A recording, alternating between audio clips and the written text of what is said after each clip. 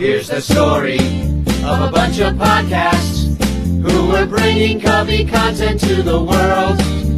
All of them did their own show. Unconnected, obsessive baseball nerds. It's the story of a bunch of Cubs fans who are consolidating all their shows. They're uniting, doing it together, so we all can grow. Cup of Cubby Blues combining with some Ranto, baseball rabbit hole and Cubs PS Plus. With Cubs fun and breaks behind the ivy, they're all teaming up to be the Bleacher Bunch, the Bleacher Bunch. We love the Cubs, that's the way we became the Bleacher Bunch.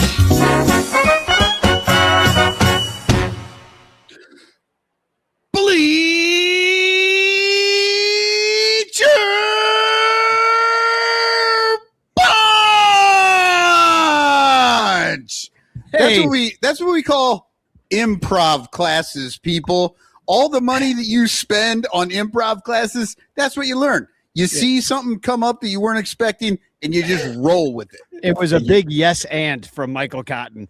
I don't know what show we're on. Welcome to the Son Ranto Show / Bleacher Bunch. But the reason it's the Bleacher Bunch is because we got a full house. We got all five of we're basically rocking that Mexico Cubs jersey. I love it. We're basically Vamos. Yeah, they won. Mexico won last night. They got the USA, which nobody cares about soccer in the United States. I'm absolutely pulling for Mexico in this sporting event that I never watch except for one time every 4 years. Well, and lovable Lou Sears is here. Eric Wheelo's here. Sarah Sanchez is here. We got to get right into it because Eric's very short on time. But I just want to say thank you to all our Patreon supporters who support us. Patreon.com/Bleacher Bunch. That's the only reason why we're here. But especially Blake Beard and Bernie Barron because they're awesome. They give us more money than everybody else. In the Clutch shirts, Matt Kammerer's Permanent Paintings, Etsy store, Penguin Imprints, and of course, Fanarchy. And I'll be giving away Fanarchy hats on July 18th at Crawley's birthday party when we all eat barbecue at Ken's house at Mom's Shrine Corner. So hashtag chance in the chat. I got that to say. And Bernie's here saying hashtag chance in the chat. So you know what? I have this to say. Kudos to Eric for showing up today. I don't know how you made it through that series and didn't want to jump off a tall building in Milwaukee, which maybe you did, but those buildings aren't very tall, so you're fine. But I don't know. It seemed like the excitement that you had going into that series did not play out for you.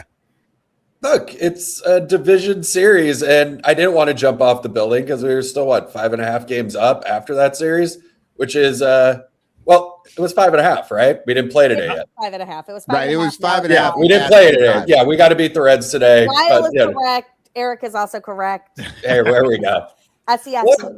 Yeah, I mean, I think we learned a lot about our team and a lot of things I've been saying about our team through that series, and that this bullpen's worked. I mean, but who am I to complain to the Cubs about a work bullpen? We beat you with the bullpen, like a bullpen day. Like 8 guys That's pitched what I'm in saying. that game 3. Well, I know, but our bullpen pitched before that too. I mean, these guys aren't even our bullpen. These are the dudes that weren't supposed to be in the bullpen. These are guys that they picked up at the scrap heap. These are guys that Craig Counsell special dudes that used to pitch for you. Kudos to you for pricking up. Who is it? Wilson? Bryce Wilson? Is that his name? Oh, you mean the future Hall of Famer? Cubs Hall of Famer, Bryce Wilson? Because I'll tell you this. Craig Counsell, what a masterclass. He pitched with me for the Brewers for so long. He knows this lineup better than anybody. We're going to throw him out there. And just a masterclass, man. Hey, I'm not giving Craig a lot of compliments on a lot of things, but kudos to him, man. In a game of 3, that Wheelo just brought checkers the one that guy. he's been played all day, all year. Wheelo just brought up the one guy that had a good game. None of us know who that guy is. You're going to know his name because you're going to see a lot more of him this year. But I do know that Bryce Wilson does take his physical fitness cues from a man on this show, Lyle Aker, because they have similar bodies. If you could see, there's Bryce Wilson coming in to the ballpark. That looks like a lovable Lou Sears in there right now. Why don't you go in there? I've lost 30 pounds. 30 pounds, you fucker. So you're saying you're in better shape than Bryce Wilson. This is a Sam Bernero picture that she took of Bryce coming in, and like dad bods for the win. That's what I'm saying. Yeah, Bryce Wilson is the before picture for Lyle. Sarah, you're muted. I see you're talking, but with no sound. There you go. Am I the only person that thinks this looks like Mike Prosnowski? He does look like Mike Prosnowski. Did Mike Brzezinski just slip into the locker room and like, yeah, I'm a pitcher. We're all good. Yeah, it was. Listen, that was a really fun series for Cubs fans because we swept the Mets, but the Mets are a mess, and so I just didn't really trust it. We're facing Mizorowski, and we're facing what's his name on Kyle Harrison on game 2. It just didn't look good. The odds did not look in our favor. To take 2 or 3, I think gave Cub fans hope. Dansby Swanson, who had been on fire in New York, kind of disappeared in Milwaukee. PCA always seems to disappear in Milwaukee. I don't know why. Like it's wild. But he did foul off that 105 mile per hour pitch. He did do that, and he brought one back. From over the wall. That was an incredible play. Can I say that Brewers fans are total morons because they were trying to give PCA shit for that play that when he took the ball back from going over the wall. They're like, see, he sucks. And I was like, you guys, that was the fact that he got to that ball to begin with. Like, screw those Brewers fans, man. There's like 1 to 2 center fielders that are even getting to that ball in baseball right now. And PCA is one of them. So I will say negative things about PCA from time to time, just because, you love to hate somebody on the other team, and PCA isn't going to be that guy for me. But I will never say anything about his fielding. Earlier in the year, maybe a few miscues, but unbelievable to watch. He famously lost a ball in the lights. Oh, yes. And all that did was light a fire under his ass to become the best player in baseball ever since. Yeah. So he had one bad play, and then he became like a superhero after that. I'll just say this about the Brewers, like keeping Chad Patrick in that game too, right? Because we were neck and neck. I can't hear you, Sarah. I think you're.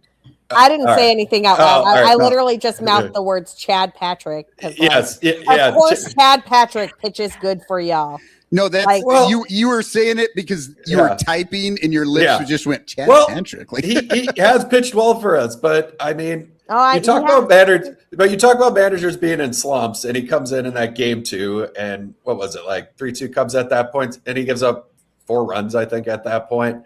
And it's just, I think Murphy's a little slump of keeping some of these relievers in a little too long, and I think some of these guys are overworked. The Brewers, I think in this series, if there's positives that come out of it, for all of us, 1, you're back in the mix, which is amazing because we're going to have things to talk about on this podcast moving forward. And 2 is we're going to need some bullpen help, and we're going to have to pick it up through a trade at the deadline for sure. You need some bullpen help. The Cubs are. I don't even know who these guys are. I'm like, what are we doing? The Cubs two facts can exist at the same. 2 things can be true. Absolutely can. and here's a conspiracy that I want to know from you, Wheelo, because you speak for all the Brewers fans. 100%. Wow. Who was it that ruptured Hobie Milner's appendix that night? Who was it? I want to know his name. It was if you guys stayed at the Pfister, it was the ghosts of the Pfister Hotel. They just observed it. Hold on. It's famous. If Hobie Milner was staying at a place called the Pfister and he ruptured his appendix, he got fisted. He got fisted in the appendix by a ghost. Yeah, he deserves it. Mookie Betts won't even stay at that hotel. So, I love the Pfister. Yeah. Amazing Bloody Marys. Great bar downtown Milwaukee. Speaking of appendixes, I do have to shout out Cubs Magic Number. Appendi.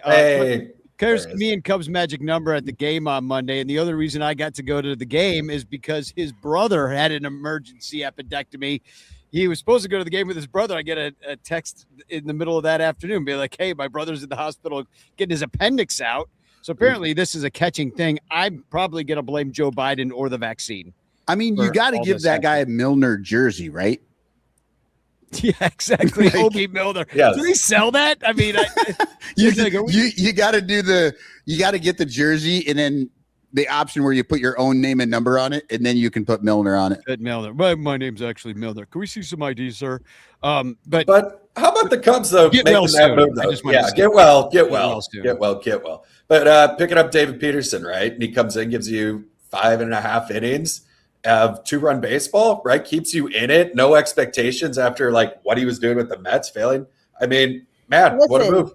Okay, so I wrote about this week. I think David Peterson is a sneaky good pickup by the Cubs. I agree. 2 reasons. Like, number one, most of the Cubs pitchers outperform their FIP.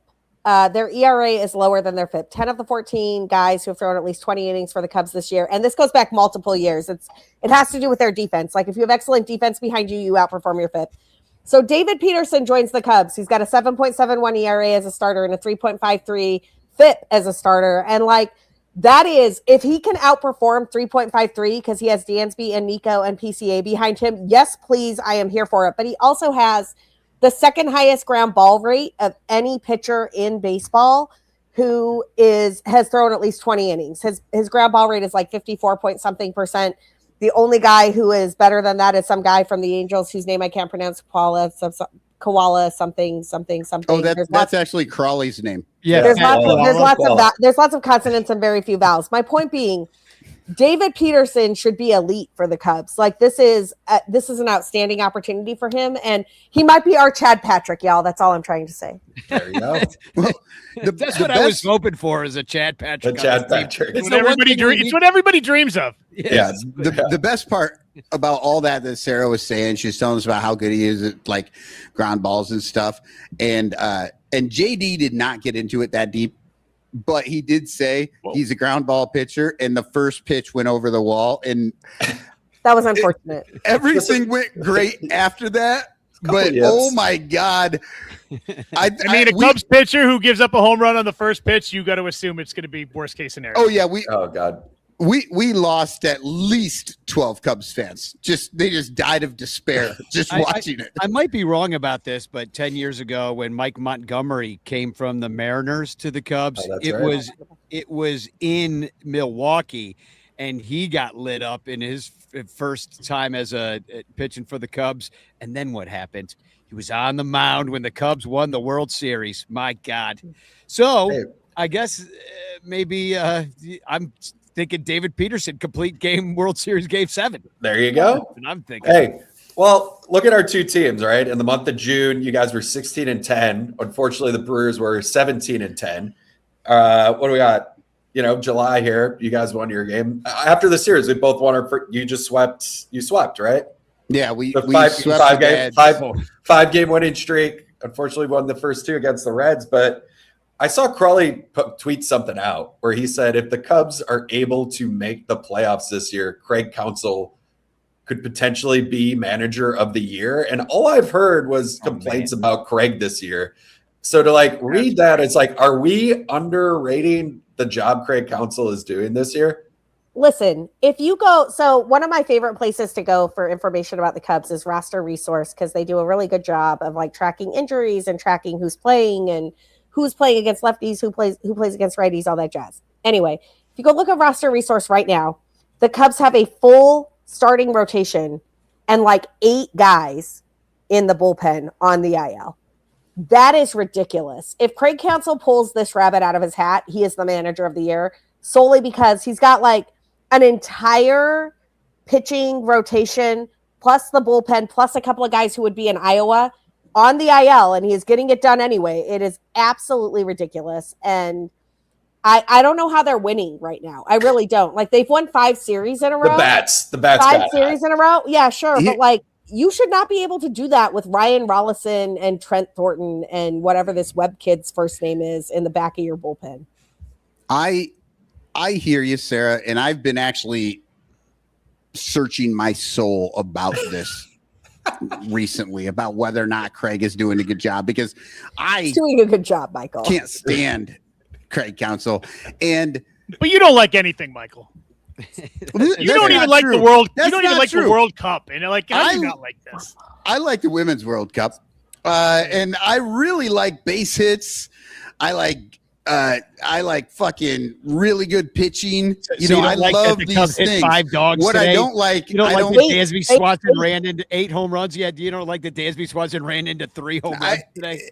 I don't like the Dansby Swanson. I love that Dansby Swanson is just ripping the ball. He's like, I'm on a heater. I'm just going to kill everything.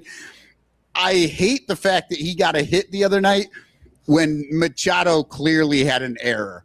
That was a fucking error on Machado and whatever. And then Dansby ran home and got thrown out at the plate. All of that annoyed me.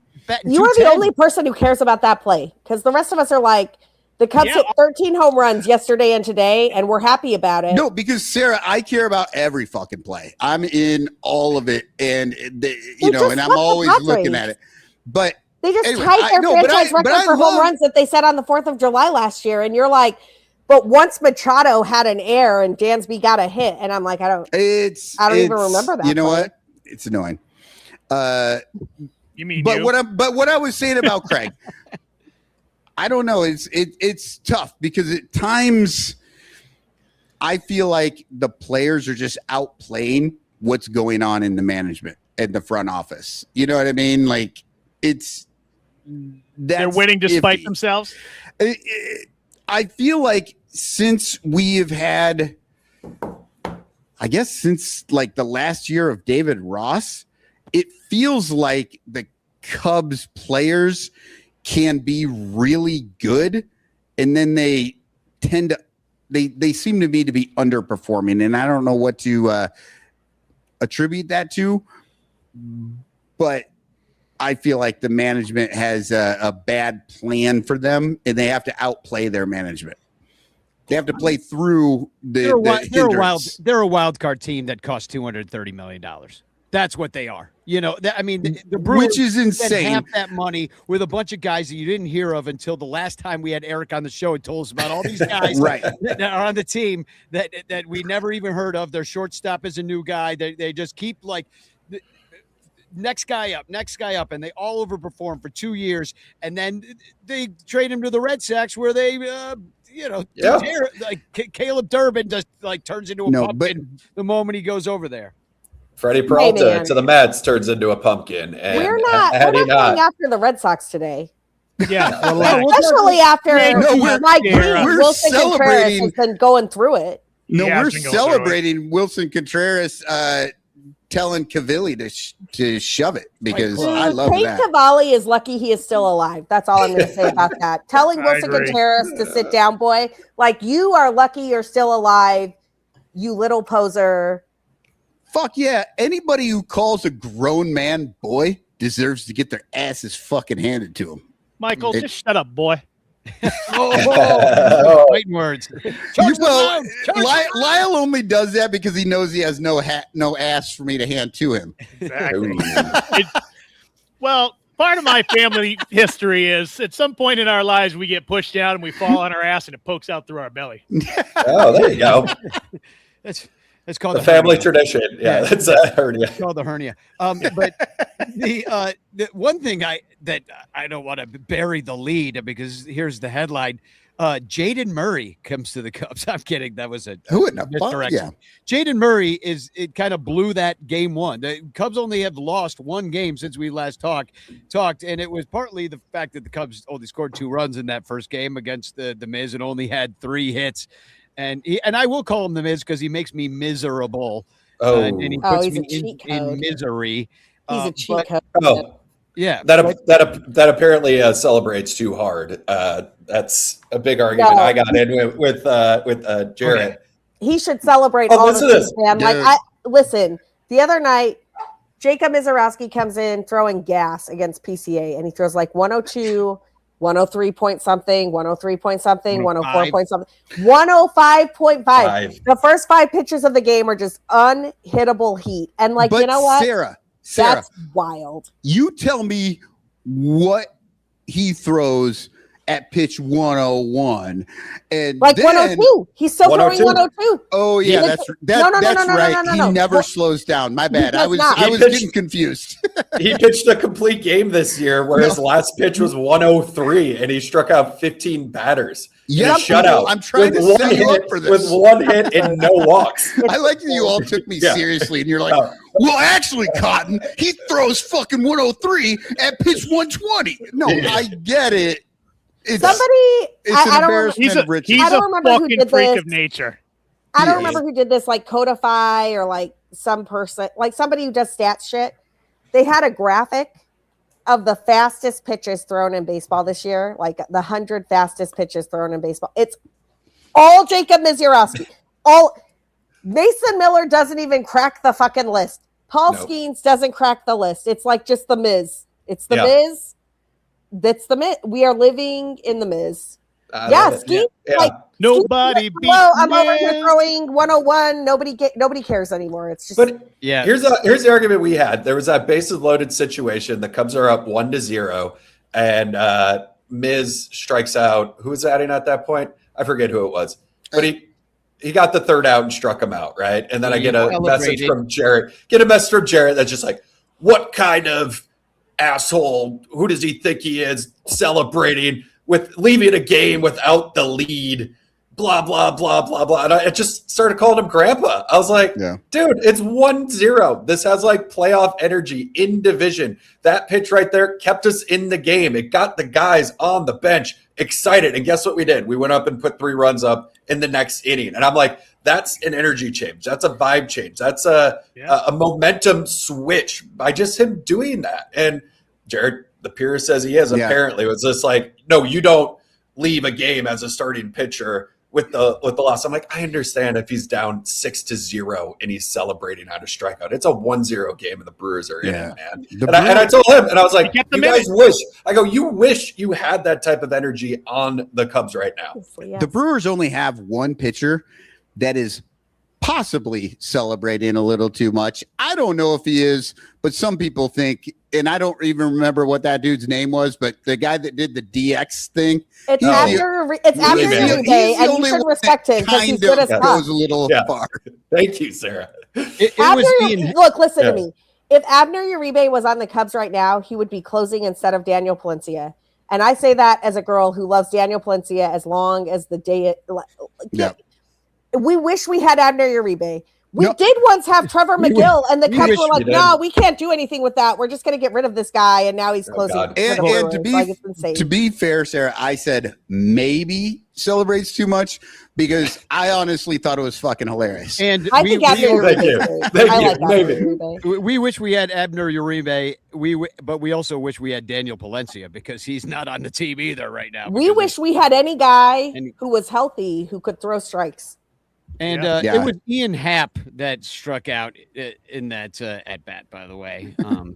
So we have at least it was swinging because he likes to take that strike 3 because he's always right. But Jaden Murray, I mean, you're not going to win that game 1-0. Maybe you win a tight game against the Brewers 1-0, but you only had 3 hits. You guys had 10. You actually could have scored a lot more in that game than this whole series, leaving runners in scoring position. You left a lot of runners on. I'm like, who the Brewers think they are? Us? Oh God. Because you were acting like us, and but you're right though. It is nice to get back to a situation where it feels like you're not going to run away with the division. Like I'm like, okay, 5 games. We could be, within 2 or 3 by the All-Star game. If you guys really fail and have a bad start of July, you could even be in a tie for first place or in it at that point, because it's 5 games is doable in a week. If it had gone the other way, we're 9 games back and the season's over. So it really could have pivoted there. And what sucks is we don't see you again until the last day of July for a 4-game series. But I would say this about the Cubs. It's just like, these are like, this All-Star break probably can't come soon enough for a lot of people in that bullpen and a lot of people on that starting pitching staff. The whole organization. The whole organization. And it's, what do the Cubs do to do this a whole second half of the year? Do you have enough arms? Is there enough guys to go around? And the thing with the Brewers is we have a Logan Henderson that's coming up, which is going to be our 7th starter that we can go to. And he's pitched pretty elite for a young guy coming out of it. And I do see the Brewers making a move because we have the guys to make like a substantial playoff push move. I said this, I want Chapman. That's who I want on the Brewers. I think it'd be poetic justice. We get him. I don't know, little Cubs energy here. I know. That would be crazy though. It would be crazy for the Cubs to go get him again. Yeah. Are the Cubs gonna be buyers, Mike? That's what I'm saying. I think you have to be. Yeah, they're buyers. They're buyers. Lyle, we will be getting into this more a little bit later when this gets a little more Cubs centric because I'm sure Sarah has notes on this. And but the Brewers, I always have notes. That would be just as exciting, though, to have Aroldis Chapman to face him, especially in the playoffs, and like the Cubs could turn it around and kick his ass. Like I think that would be a lot of fun too. So here's what I will say about the Cubs: there are some guys who could come back. That if they come back and they're healthy, this actually gets kind of interesting. Like if they caught the neck thing with Ben Brown fast enough. And he comes back in like late July or August, as opposed to last time this happened, he didn't pitch again after June 8th. So like Ben Brown has been an ace. Ben Brown has been an ace. So like if he comes back and he's still an ace, yay. If they can get one more starting pitcher back, Edward Cabrera, maybe Jackson Wiggins, like he's throwing again, that's helpful. You get Justin Steele in the bullpen. I don't think Justin Steele closes for you, but I think Justin Steele can throw like 2 or 3 innings as like a middle relief guy who could be fucking nails and be great. And then you need Hunter Harvey to come back healthy along with Daniel Palencia. And this kind of works if you make a trade. I do think the Cubs are also in the Aroldis Chapman market. I don't know that the Red Sox are sellers, though. This is what's crazy. Like everybody in the AL is terrible. So like even though the Red Sox are not good, they're not sellers yet. They're 3 games out of the wild card or something. This is what I'm saying. And Wilson 10 games below 500. Can we just say Wilson Contreras is going off and becoming a fan favorite in Boston, which I kind of love. Like this is very much my jam. I kind of figured Wilson Contreras was going to be a fan favorite in Boston. He's the like honestly, I don't even want to fucking know you if your fan base doesn't like Wilson Contreras because. Now, if you're okay, well, right, but if he was on your team, you have William Contreras, who you love. No. We got Wild Bill. We got the better Contreras, and everybody knows it. Not this year. You don't. Wilson has the better stat line than William this year, and I will also say, if you all had Wilson Contreras on your team, you would be a Wilson Contreras truther immediately. He is that guy. I get it. If you hate him on your team, hate him. But if he's on your team. You love him. You can't. He's John Lackey. I still love John him. Lackey. Maybe not as much as Sarah, but I have always loved him, even through his Cardinal years. Terry E in the chat says, "I hear 26 teams sent Jameson Tyone get well soon cards. I want him back." Literally forgot Jameson Tyone was one of the guys who could come back because he was not on my list of guys who helped the team. Anthony Rizzo led like all of baseball in his career of getting hit by pitches and didn't say a word. Like people were doing it on purpose. Like I just don't like a guy that does it, knows it, bleeds over the plate, and then plays victim every time he's hit. And that's just the truth of the matter there. Okay, well, I was at the game where Brandon Woodruff hit Wilson Contreras for the 6th time, and the Brewers hit Wilson Contreras for We're the only team. We're the only team hitting them. Honest to God, you kind of are. It's a lot. It's a lot. How many times have the benches cleared this year for Boston because he's been hit? I want to say like 3 times. Twice. Twice. Once because of y'all. Because you throw at Wilson Contreras like it is your fucking job. And then once just because of Cade Cavalli calling him a boy, and fuck that guy. Like fuck Cade Cavalli forever. Yeah, Wheelo, you always talk trash about Cubs fans who are like, oh, the Brewers are going to suck, Brewers are going to suck, Brewers are going to suck all the time. And yet every year the Brewers just win the division. It's basically the same situation. You can bitch all you want, but every time the Brewers fucking throw the ball at him and they hit him constantly, at a certain point, you just have to go, I guess the Brewers. There might be something there. There might be something there. And I guess they are throwing it, Wilson. I mean, his brother's on the team. I mean, come on. His brother probably called it. He's like, "Fucking hit that motherfucker." Call mom last night. So the Brewers Red Sox game that I was at, where Wilson Contreras got hit and the bases cleared, and then Wilson Contreras like slid in Hamilton. Hit a home run. Legal slide, by the way. Had a home run. The whole game was great, except for the part where the Brewers won. Everything else about that game was great. But I will say there was a moment there where Wilson is like jawboning at like Brandon Woodruff, and you just see the history and the tension. And I'm like remembering the time Wilson Contreras got hit near the head and is running around at AmFam Field like shush after he hits a home run later. Like, look, he's John Lackey. If he's on your team, you love him. If he's not on your team, you hate him. But Lackey, Schilling. There's a lot of guys. There's some guys. Gary Sheffield. Gary Sheffield. There's some guys. PCA might kind of be a villain. 100%. 100%. 100%. That was my point. Else thinks he's a villain, and we're like, PCA. That's the point. I went to Jared. I was like, so PCA can just do whatever he wants and celebrate whatever he wants with whatever lead he has, but the Miz does it in a 1-0 game. Listen, man, PCA is one flaw in PCA's game last year. The one flaw was that his on-base percentage was like 287 or 290 or some bullshit. PCA's on-base percentage this year is 370 some shit. Like, if he is a 370 on-base guy who's going to go 30-30 and play that kind of center field defense, that dude is a problem for the entire rest of the league. Okay, he's an MVP is what he is. I mean, what do you have? He had 1,000 OPS in June. Just carried that team, man. Unbelievable. It was insane. So, friend of the show, Ken Schultz, and I were at the Mexico game yesterday, watching. Well, not at it, but like we were watching it at a bar here because like you do. And he asked me this question. I posit it to y'all. Would you rather have Sammy Sosa or PCA in June? Sammy Sosa. Oh yeah, I mean, are you sure? Because Sammy Sosa did not have the defense PCA did, and he did not have the stolen bases PCA did. Wait, but with what team? It's always about what team. It's always the context because, if it's Sammy Sosa now, because if there's a DH, you don't have to put him in the field. If it's 2005, then I want PCA because maybe he makes a difference there. But if it's if it's 2024, maybe Sosa. I don't know. The fact he had that a good close, arm, though. The fact that it's close is crazy. Right. Yeah. Well, but I do have to bring up the fact that, Sarah, you said Wilson Contreras is like John Lackey. Wilson Contreras does not eat kids. Neither does John Lackey. We don't know yet, but PCA is absolutely not a kid eater. Just want to put that out there. Now we know of. It's early.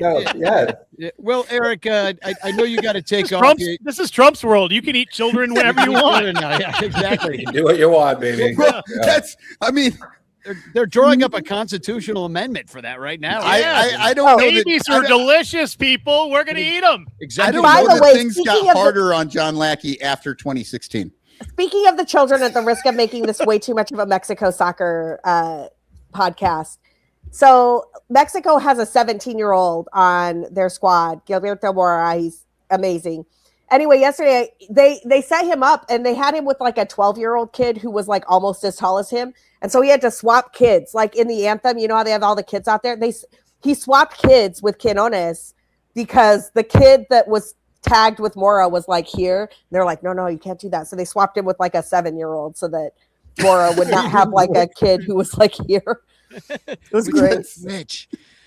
So Eric, I know you got to go. You've been very generous with your time today, but any parting shots for? I wouldn't say parting shots. I'm saying it could get a little bit more interesting in terms of the standings. I could see the Cubs gaining some ground. We're playing 17 straight games heading into the break, which is a grueling stretch.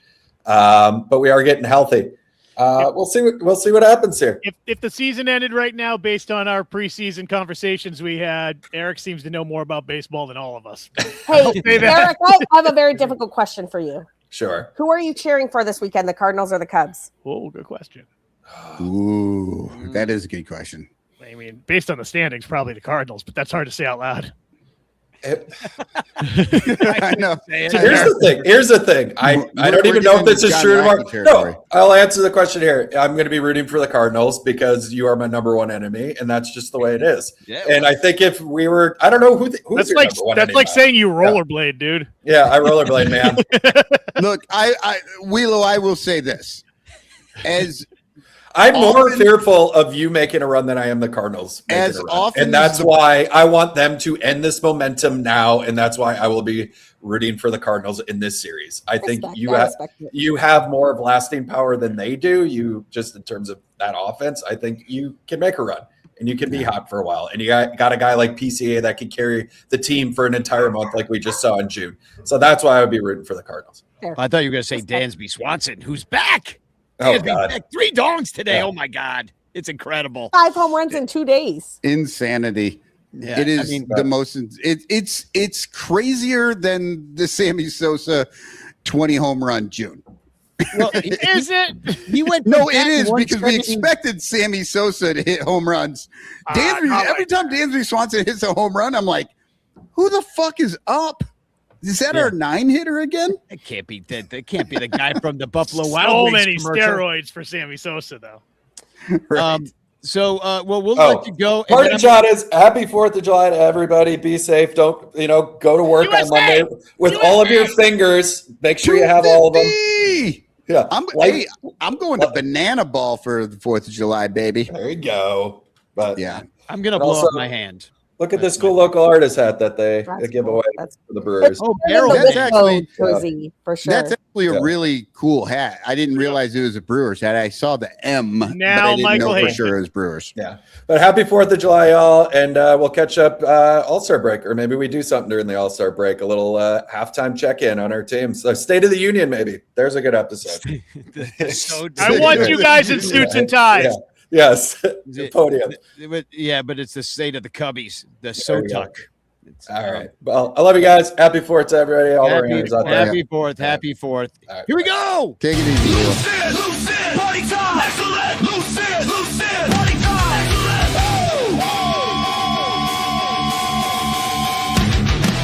Lucid, party time. Excellent. Lucid, party time. I'm the lovable Luciers, and this is Dispatches from the North Side. Chicago, Illinois, the corn dogs are hot.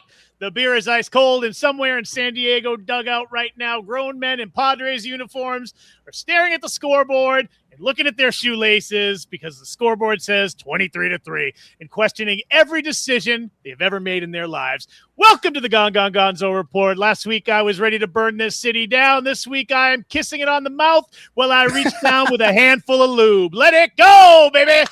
The Cubs went 6-1, 6-1 from the ashes of a Brewers sweep. And beating the Mets, this deranged, injury-ravaged, 12 pitchers on the IL, held together with duct tape and short Northwestern Avenue stubbornness. Baseball team went 6 and goddamn 1. Milwaukee first. The Brewers sent out that big, handsome Pollock, Jacob the Mizorowski Friday night, who threw a 105.5-mile-per-hour fastball, the 3rd fastest pitch ever recorded in the history of the sport. Shut down the Cubs 6-2, 105.5 miles per hour. PCA fouled it off. I don't know. I want to buy the guy a beer for that. It's like, that's pretty fucking amazing if you think about it. That thing was fucking fast. Then Saturday, the Cubs handed the ball to David Peterson. What a guy. A man they acquired from the Mets literally 48 hours earlier. He gave up a home run on his very first pitch as a Cub to Jackson Turrio, then settled in, and Ian Happ hit a 3-run bomb. The Chicago went 8-2. His first pitch as a Cub, a home run, and they won anyway. Sunday, Seiya Suzuki singled in 2 runs in the 10th inning, and Jordan Wicks called up from AAA that same morning, stranded the bases loaded with nobody out to preserve a 4-3 win and steal the series. Heartbreaking. We robbed Milwaukee with a pitcher who we found out he was pitching at breakfast. Absolutely criminal. Perfect. Poor Eric Wheelo. My heart aches out for him.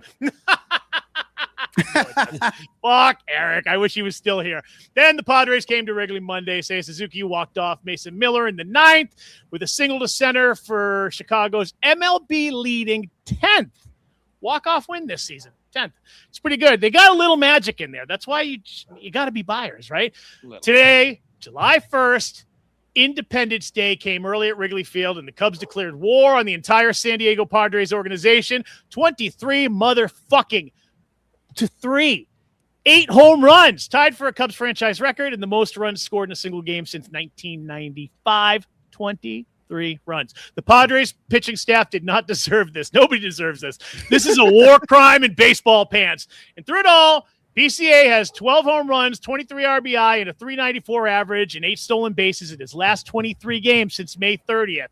He is not a baseball player right now. He is a force of fucking nature wearing the number 52. The Cubs have 12 pitchers on the injured list. 12! And they just went 6-1. Craig Counsell deserves a Congressional Medal of Honor and a long, weird hug and maybe a reach around. Let's go! A long, weird hug. I will say the San Diego Padres might deserve this because they put their catcher into pitch in the 7th inning. Yeah. So 3 innings of or 2 innings, I guess, because the Cubs didn't get to hit in the 9th, but 2 innings of batting practice. And it was just a lot of those runs, the Padres did that to themselves. That's fair. Stat batting. It almost felt mean when Dansby hit a grand slam for his first 3-run homer game of his career. You wince a little bit when you watch it. You're like, oh, but you remember these guys are making a lot of money, Michael. There's no mercy rule in professional sports, and I say fuck them. You don't want me to score that many runs? Stop me. No, Lyle. John Baker didn't give up any runs. Yeah. On the opposite, I laughed my ass off the bat. I knew that was gone, and it made me fucking crack up. And then after I got done laughing, then I was like, it was a catcher. It's kind of beating up a nerd. And it was 22-3 at the time. Beating up an old lady nun. That's what it was like. Beating up an old lady nun. It's sure, it's fun, but in the end, you're like, maybe that wasn't a fair fight. It was very fucking fun. Sure, I hate God and women and old ladies and religion, but what the fuck, Danny? What's wrong with you? She didn't stand a chance against me. I knew I'd kick her ass. But, this is how the Cubs bail out the fact that 12 pitchers are on the IL, is by scoring 9 times. 9 times. Multiple times. They scored 9 times last night. Then scored 9 times today. And then they scored 14 more times after they scored 9 times. Over under 2 runs in the next game for the Cubs. Over. So I feel like the Cubs are in one of these stretches. The Cardinals. And let me just say, the Cardinals pitching is a dumpster fire. I don't understand what this pitching is. Andre Palante, Miles Michaelis. What are we doing? Says the woman on a Cubs podcast. Well, says the woman. Dumpster fires, we should call this series, Danny. Says the woman who does a lot of fantasy baseball and knows that the Cardinals pitchers were undraftable. Literally, people were like, I don't know, man. I'm not taking Matthew Liberatore. That's crazy. People were just like, I'm not picking up these guys. So, admittedly, the Cardinals have done better than you thought they would, but their pitching is not good. And I feel like they're about to come into sweltering hot, wind blowing out, 4th of July, Wrigley Field with the vibes. And frankly, at the risk of calling something that is totally insane, I would not be surprised if the Cubs break their home run franchise record at some point during this series against the Cardinals. Yeah, well, they broke it last year. Wow. They might break it again. They tied it today. There is data that indicates the baseball is flying farther this year than at any time since 2019. It is. I kind of feel like Andre Palante and fucking Miles Michaelis at Wrigley Field with the Cubs on point is not it. Yeah, you never take an opera singer and try and make him a pitcher. That's just, everybody knows that. It's baseball 101. Andre Palante. I'll give you the stats when we do the preview in a little bit, but I really do think that that we could tee off like we did against the Padres and like they did against the Mets. Not every game, but the offense has come alive. Dansby Swanson's the key to the whole thing, because you've got your 9-hitter, actually getting on base again, getting his average up from 170, where it was had been in the doldrums. Yeah, he finally cracked the Mendoza line. Yeah. No, he more than cracked. It said he was 210, I think, was how he ended the game. Like how you're like, he more than cracked it. 210.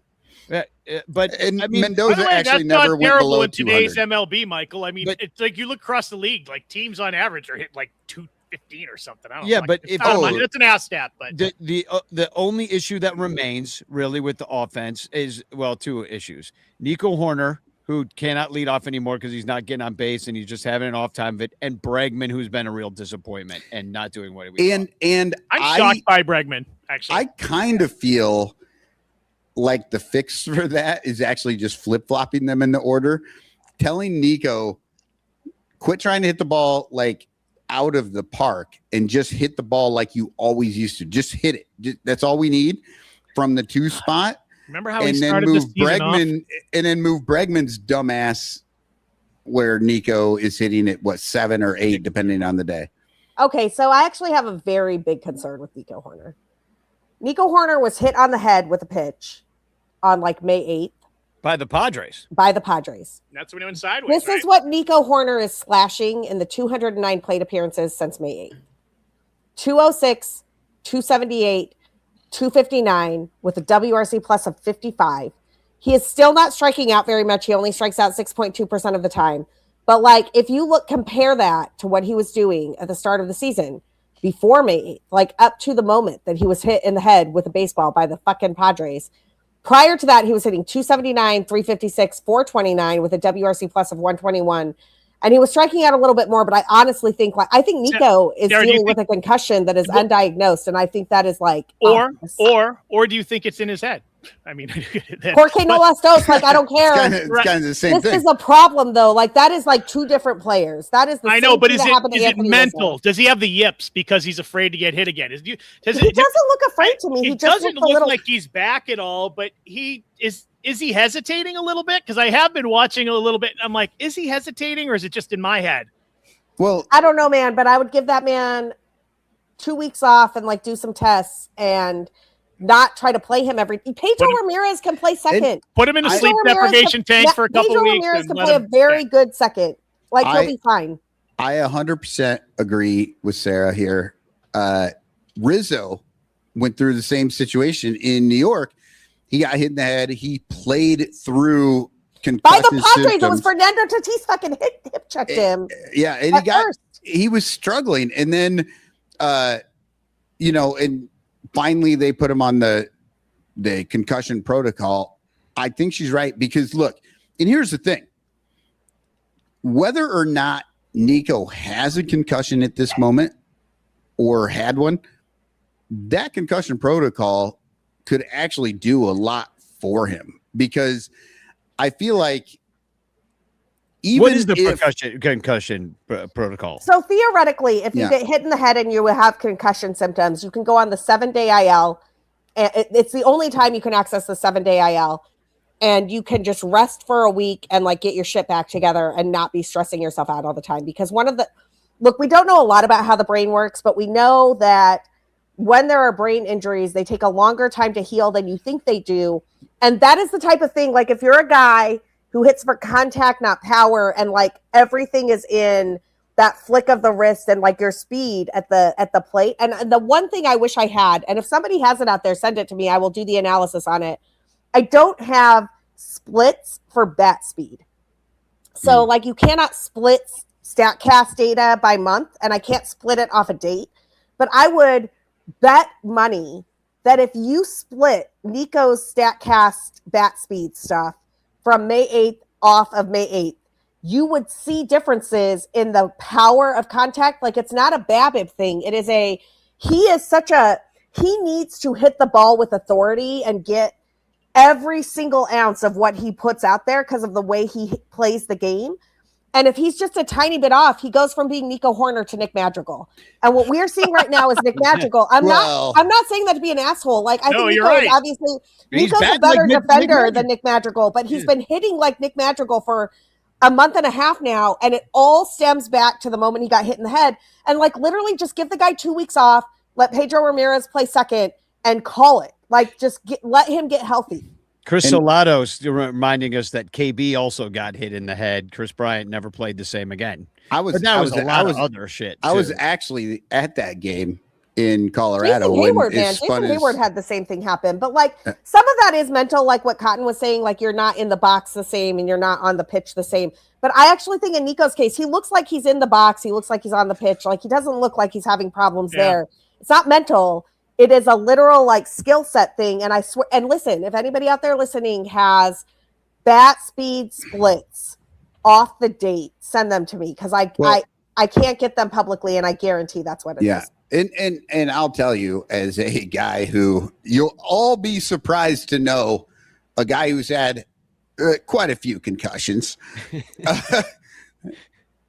She's absolutely right. Like you can do everything normal and yet you're just off. You're just off a little bit when it's a bad one. And it's no fun. It's no fun because you feel like you can do it and you're literally in that like half a second is like death to a baseball player who's trying to catch up to 105 Less miles than per half hour. a second is death for. Yeah. And then the other guy that seems to be coming back from his injury pretty nicely is Boyd, which I don't think any of us are expecting him to do what he did last year.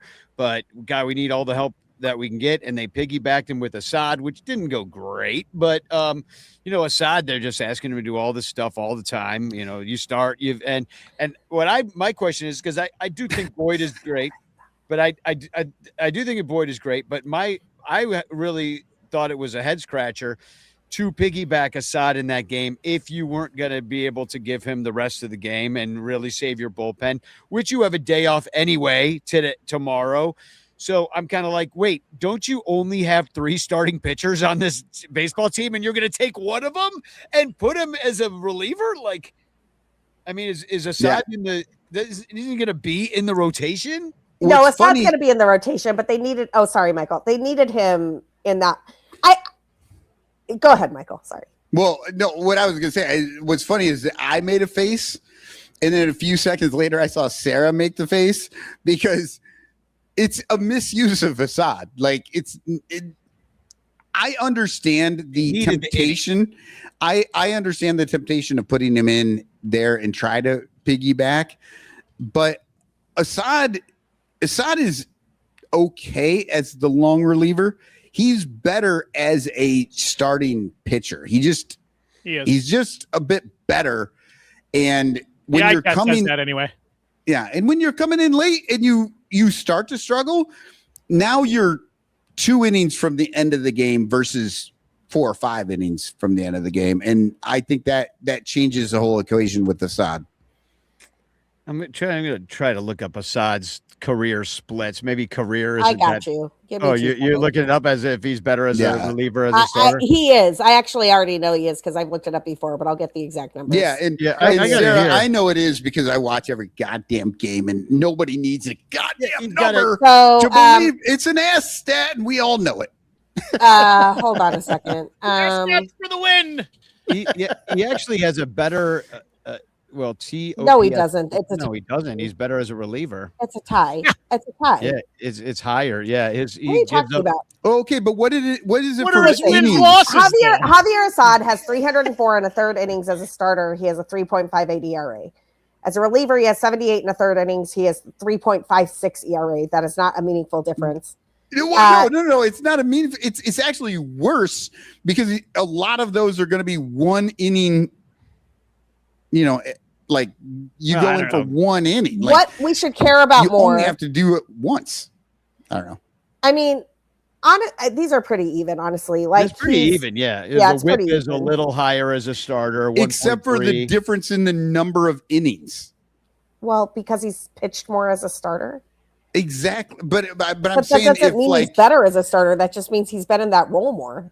Well, it makes you better because you're taking more innings as a starter. Like if you're doing 5 innings and your ERA is 3.5, that's more impressive than if you're just pitching 1 inning and your ERA is 3.5. Can we? I don't give a fuck if Javier Assad starts or relieves or whatever. Javier Assad is a fucking dude, and we should appreciate him more. What Absolutely. he does, he's the ass man. We love him. He has terrible pitches. His pitches are not on the stuff meter, like high or good. He has excellent location, and he puts his pitches in places they are not supposed to go. So, like, he throws his sinker high. He throws his slider in a way that it shouldn't be thrown. It looks more like a cutter. Like, he just does all sorts of crazy shit that nobody is expecting, and everybody's like, this shouldn't work. And yet it does, because nobody expects the slider to be where the cutter is, and nobody expects the sinker to be high. And Javier Assad's like, hi, okay, threw another inning, bye. And then he cheers for Mexico. And Vamos Mexico. Well, Vamos Mexico. And I noticed that the last time I was, when he's out there and he's throwing, like when he's getting his spot, when he's got that control, and it can change, and it did change inning to inning the other day.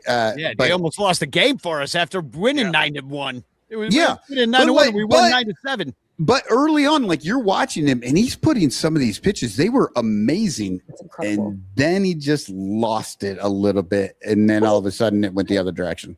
Well, that's actually not fair. Javier Assad is a great pitcher, but he doesn't have stuff. He is the anti-Jacob Misiorowski. Misiorowski just goes there. He throws strikes. They're 105 miles per hour. You can't hit them. He laughs at you, and he walks into the dugout. Javier Assad is like, I don't have 105. I have a slider I can make you think is a cutter, and I have a sinker I can make you think is a four seam, and I can like do some jujitsu. He's trying to do more Greg Maddux shit than overpower people. Yep. And it really depends on how he matches up too, as well. Because I like what Terry E said that versus the Giants, Assad was on. Yeah, and sometimes, and that's the other thing he could do. He could like come in and like remember in the World Baseball Classic. I'll always remember Assad for the moment where he like just took Team USA to task.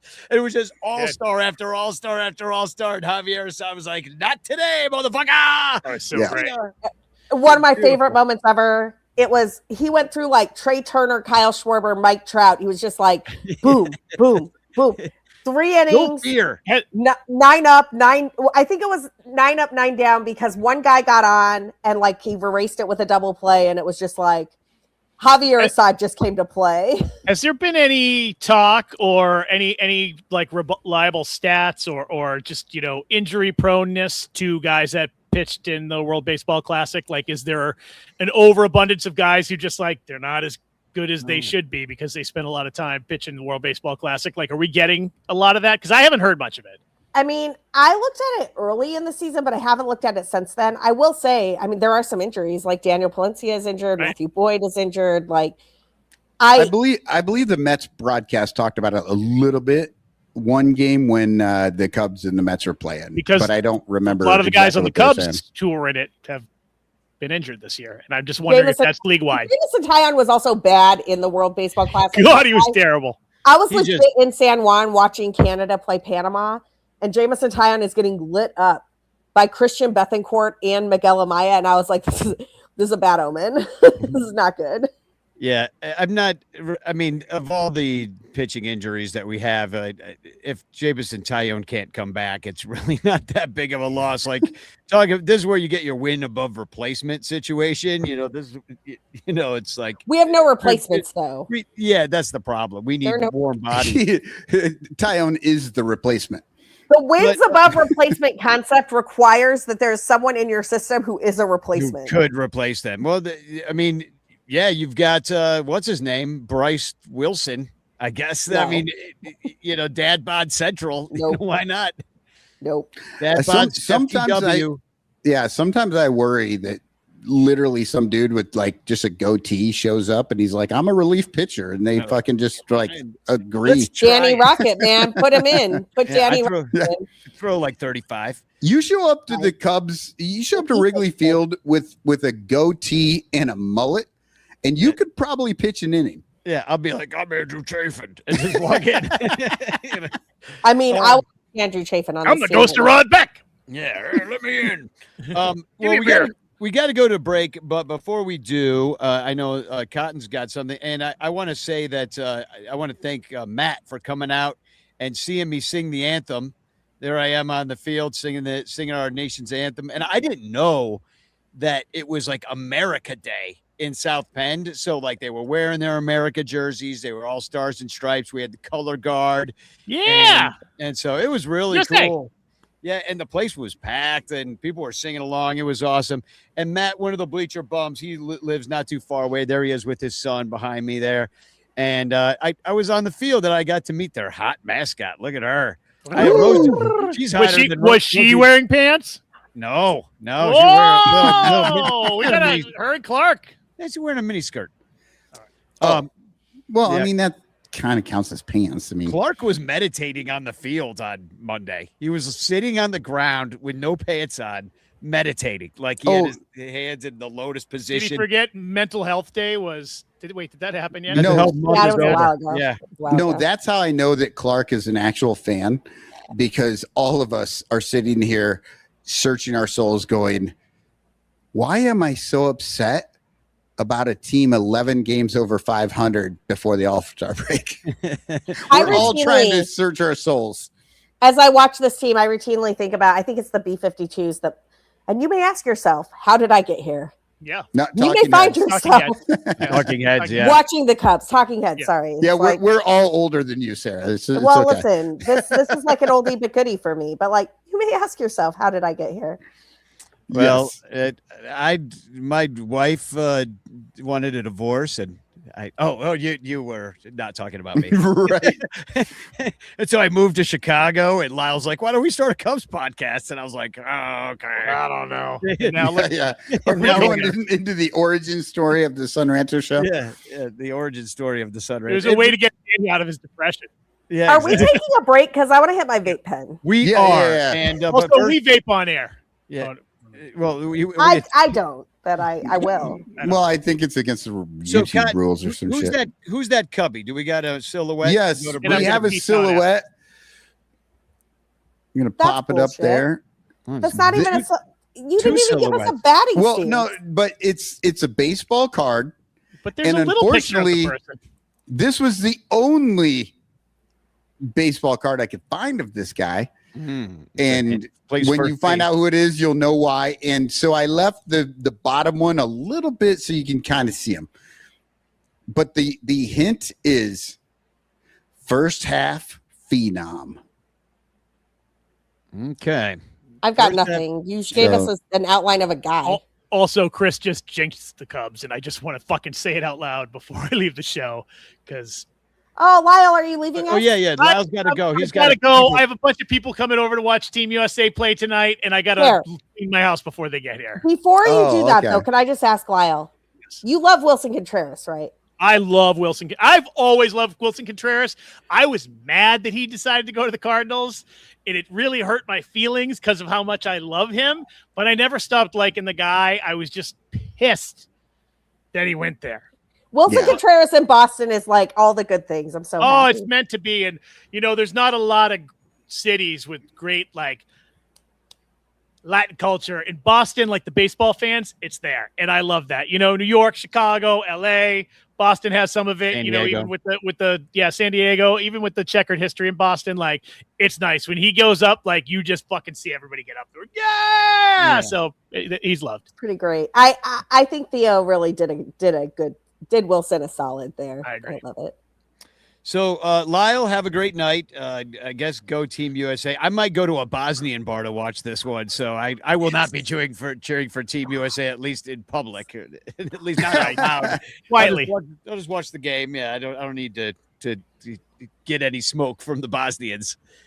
Vamos, vamos, vamos, vamos. Yeah, but that's my team. Sarah's got the same team with me. Vamos. Yeah, Team Mexico, because they want it more. They want it more than anybody, That they've had an incredible run so far, so it's fun. I would love to see them go. Is that game going to be in Jerry's World, Sarah? Is that going to be is that game going to be in Jerry's World? Okay, so get this. The round of 16 for Mexico against England is in Estadio Azteca.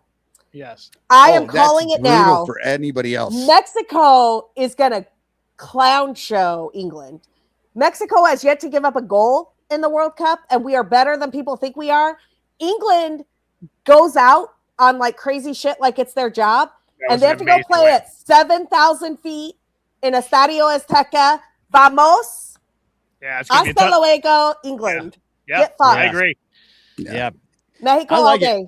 That's the betting edge too. They're playing at 7,000 feet. Those fucking Flatlanders have never been above 200 feet. Yeah, no, and beyond that, 200 feet is when they're in the second floor of their house. Yeah. After the round of 16, Mexico gets to go to Miami. So they get to go from training at elevation, where they have been playing for a month, and they get to go to sea level, which is incidentally how you win a marathon. Like you train at elevation and then you go run at sea level. Like I just think this Mexico team is going to surprise people. That'd be so awesome. I'm all in for it. I like it, and I think Team USA, fastest team in the tournament right now. It's been fun to watch them too. Yeah, I'll cheer for them tonight. But I was a huge Congo fan earlier today, but now they suck, and so I'm done. Yeah. Fuck you, Congo. Go back to your rubber trees. All right, so we'll be we're right back in 3 minutes. Here's your silhouette. Let's hear your answers in the chat of who you think this is. We'll be right back. The Bleacher Bunch brings you great shows like Sun Ranto, Cubs PS Plus, Bricks Behind the Ivy, Cup of Cubby Blue, and Baseball Rabbit Hole. But you could be getting so much more when you subscribe to our Patreon page for as little as $1 a month at patreon.com/BleacherBunch. Get access to our exclusive daily show Cubs Pod, where we recap every single game. Plus, be the first to hear Cubs music, get early access to events, and receive an invitation to join our Discord Cubs community, where fans just like you show up every day to rant and rave about our beloved boys in blue. Most importantly, 10% of your Patreon pledge will go directly to help the Lost Boys Youth Baseball program. So join us. There are perks at every level, like the Renter Calendar, absolutely free, and name recognition for you or your business. We are independent Cubs podcasters, and we need your support. Otherwise, we'll quit. Seriously, we'll all quit. Some of us might even die from your lack of support. In fact, the cutest little puppy you've ever seen will die if you don't support the Bleacher Bunch at patreon.com/BleacherBunch. We promise to spend all the Patreon money on tickets and beer and all the dumb crap we have to buy just to keep our podcast rolling. So give us your money, and we'll waste it far better than you will. Patreon.com/BleacherBunch. Free trials are available, but don't do a free trial. Just join, okay? Okay. Patreon.com/BleacherBunch. In the clutch, in the clutch. Buy t-shirts from In the Clutch. Take it from the Bleacher Bunch. You'll love the shirts from In the Clutch. In the Clutch shirts are comfortable, stylish, and guaranteed to get you laid. Plus, they're proud sponsors of the Bleacher Bunch. Use promo code BleacherBunch for 10% off your purchase. Nice to feel and soft to touch. That's why you will get laid so much. Wearing a shirt from In the Clutch. And you can thank the Bleacher Bunch. In the Clutch, in the Clutch. Buy t-shirts from In the Clutch. Remember the code Bleacher Bunch. Save 10% at In the Clutch. In the Clutch. In the Clutch. In the Clutch shirts actually not really guaranteed to get you laid. Hey there, as you can see, I'm a talking penguin. No, I'm not like the Batman kind of penguin or Ron Say or that dumb fuck Happy Feet. No, I'm the spokespenguin for Penguin Imprints, who makes awesome imprinted items with original designs. And they do custom stuff too. Why, check this out. And this. How do you like this, Chicago? And I love this one. And this might sound a little weird coming from a penguin, but fuck ice indeed. Penguin Imprints also makes custom t-shirts and stickers for your event or organization. And because they're sponsors, listeners of the Bleacher Bunch Network can get 20% off any order at penguinimprints.com with the code BleacherBunch. Okay, that's enough about Penguin Imprints. Now I gotta go find that little bitch Happy Feet and put his smirking beak on the other side of his head. I hate that fucker. But man, do I love Penguin Imprints. Oh, Hi, I didn't see you there because I was entrenched in the awesome new baseball fan app called Fanarchy. It's the best way to keep up on Cubs and baseball news and follow every game live. But what I like best is the game search feature. I can find any game in history by describing it and say I was there. Gabby Hartnett hits a big homer, and there it is. The lineups, the box score. Oh, I can reminisce about being there at the homer and the gloaming. People don't say gloaming about dusk like they used to. Let's try another. Babe Ruth calls his shot and hits a homer at Wrigley Field. And there it is, Charlie freaking Root. What a bum. Anywho, I love Fanarchy, so I wrote them a song. Get off Facebook, get off X. The Fanarchy app is the best. For all the Cubs baseball news I need, I always use Fanarchy.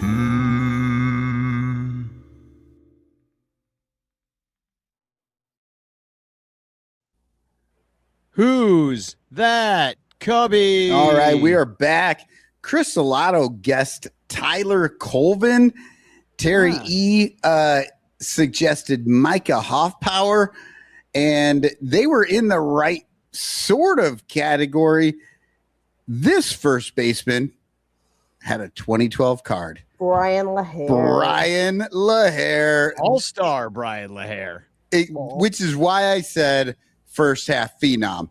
He had that one first half, made the All-Star, and then he just kind of fell apart next on the second half of the season and was done. And done for the Cubs. He played for he played for Seattle. He bounced around a little bit. He played for the Seattle before he played for the Cubs. Oh, that's right. He was with Seattle before, and then he bounced around a little bit, but yeah, he was in 2012. The Cubs were so bad. We were really excited about Brian LaHair's first half. Do you know, guess how many WAR he was worth in his All-Star season? Overall? Yeah. I'm going to say 3.6. Sarah, you have a guess of Brian LaHair's WAR in his All-Star season? 1.7. How about more like 0.1? I almost guessed 0. I was like, is it literally like a 0? It was a rough second half for the guy. And the thing is, like, it's not even like he was great in the first half. He just happened to hit a few homers and people got excited, and Cubs fans had nobody else to vote for. So they just went ahead and voted for Brian LaHair. Coom Dog was a 0.8 WAR player in his All-Star season. Oh, that's so funny because I was literally just thinking Brian LaHair could someday be All-Star Brian LaHair on the radio broadcast. Oh man. So I got to ask you guys, Sarah, you were at the game Monday, right? Monday, I was at Monday's game and I was at today's game. I was not at Tuesday's game because vamos. Now, so that was really exciting, that walk-off. And we had one against the Brewers like the day before as well. That was we did not walk off the Brewers. Not a walk-off, but it felt like a tense game that had a playoff feeling, and our closer Jordan Wicks on the mound trying to get it done. Like, no, it felt like an intense game, and so did the next night. And it was so hot. It is so hot in Chicago. It's hot everywhere. It's like I know I'm not alone. Nobody's alone with the heat, but after the game, after we win the game, Suzuki gets the hit and the garbage comes raining out of the bleachers, and everybody started throwing cups. Look at this. I'm showing it on the screen right now for the podcast listeners. There's like tons of water bottles and beer cups, and there's a beer bat on the field. Some of these were almost hitting the pitchers. They were like trying to hit Clark, and I was so. I don't really get disappointed. Like, that's not a feeling I usually have, like even when the Cubs lose, I don't get disappointed that much. I'm just like, yeah, they fucking suck. They lost, that's how I feel. But I was so disappointed in Cubs fans for littering our own field. I found that to be disgraceful and shameful, and I had a sick feeling in my stomach after that. I just wanted to say that, I made a video that went viral too.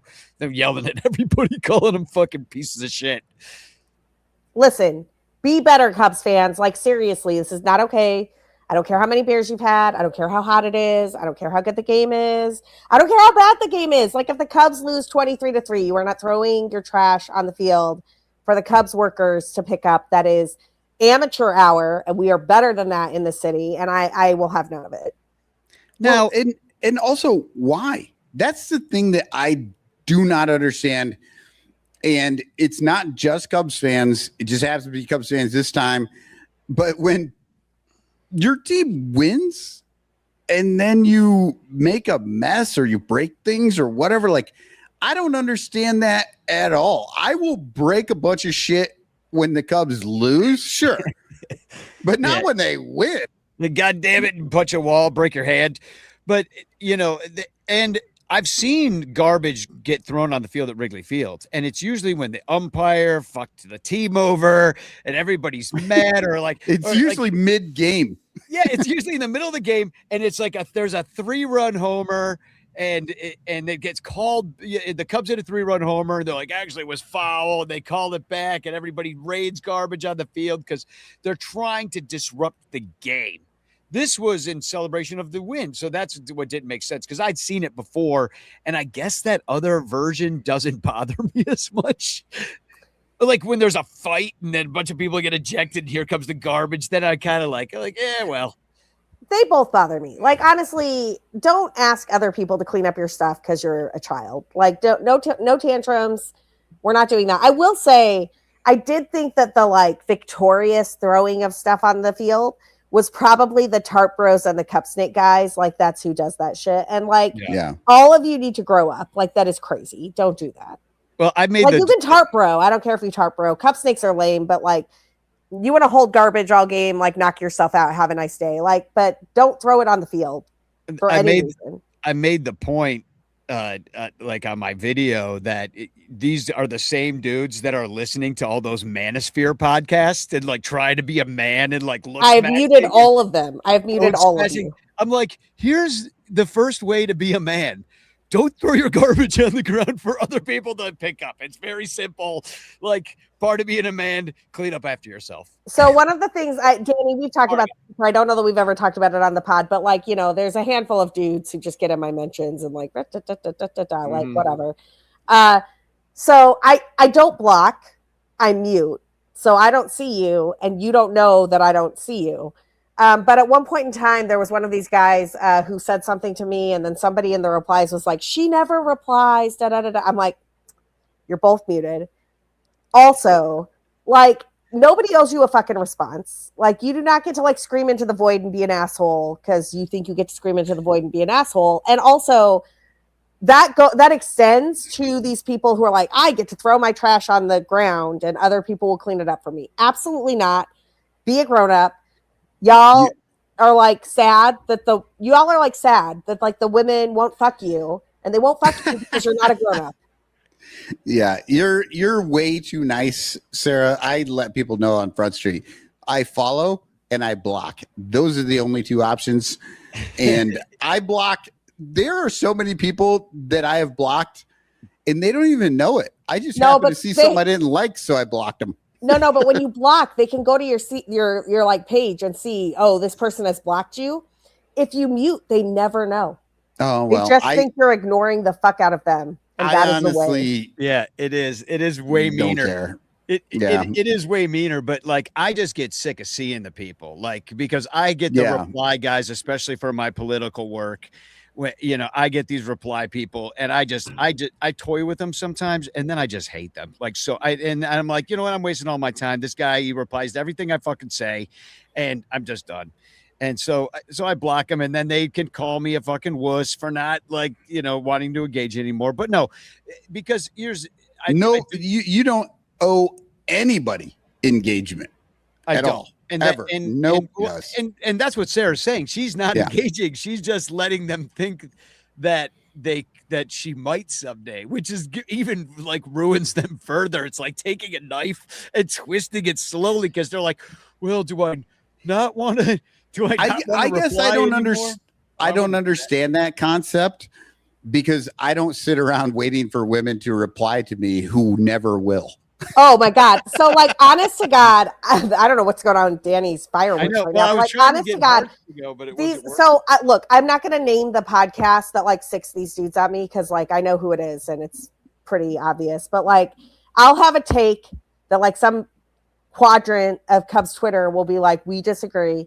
And it will like blow up on a podcast. And the next thing I know, I've got all these men in my mentions. In fact, this is a true story from this week. So Monday night's game, I go with our friend Ken Schultz. I'm sitting there like keeping score, just like talking about work, whatever. And this guy from across the aisle, we're in 204 on the aisle. So he's on the other side of the aisle. He says, hey, Sarah Sanchez. And I'm like, I don't know you. And he's like, no, I follow you on Twitter. Like, you're great. Can I buy you a beer? He buys me a beer. He's got his daughter with him. So I'm like, I'm super into like, be a lady who likes baseball amongst the little ones. Right. And he says, I want to apologize because a few months ago, you posted a thing about, it was the day that the Cubs Cleveland game got rained out. And I didn't like the Guardians rain out policy and the way they do a combo doubleheader instead of a split doubleheader, because it means that your ticket value is nothing. Like you can't get anything for the ticket that you just lost because of the nature of the doubleheader gate. And he's like, I posted a thing in reply to that. I thought I was just being like in conversation. And then a bunch of guys piled on. And I said, well, number one, you were great.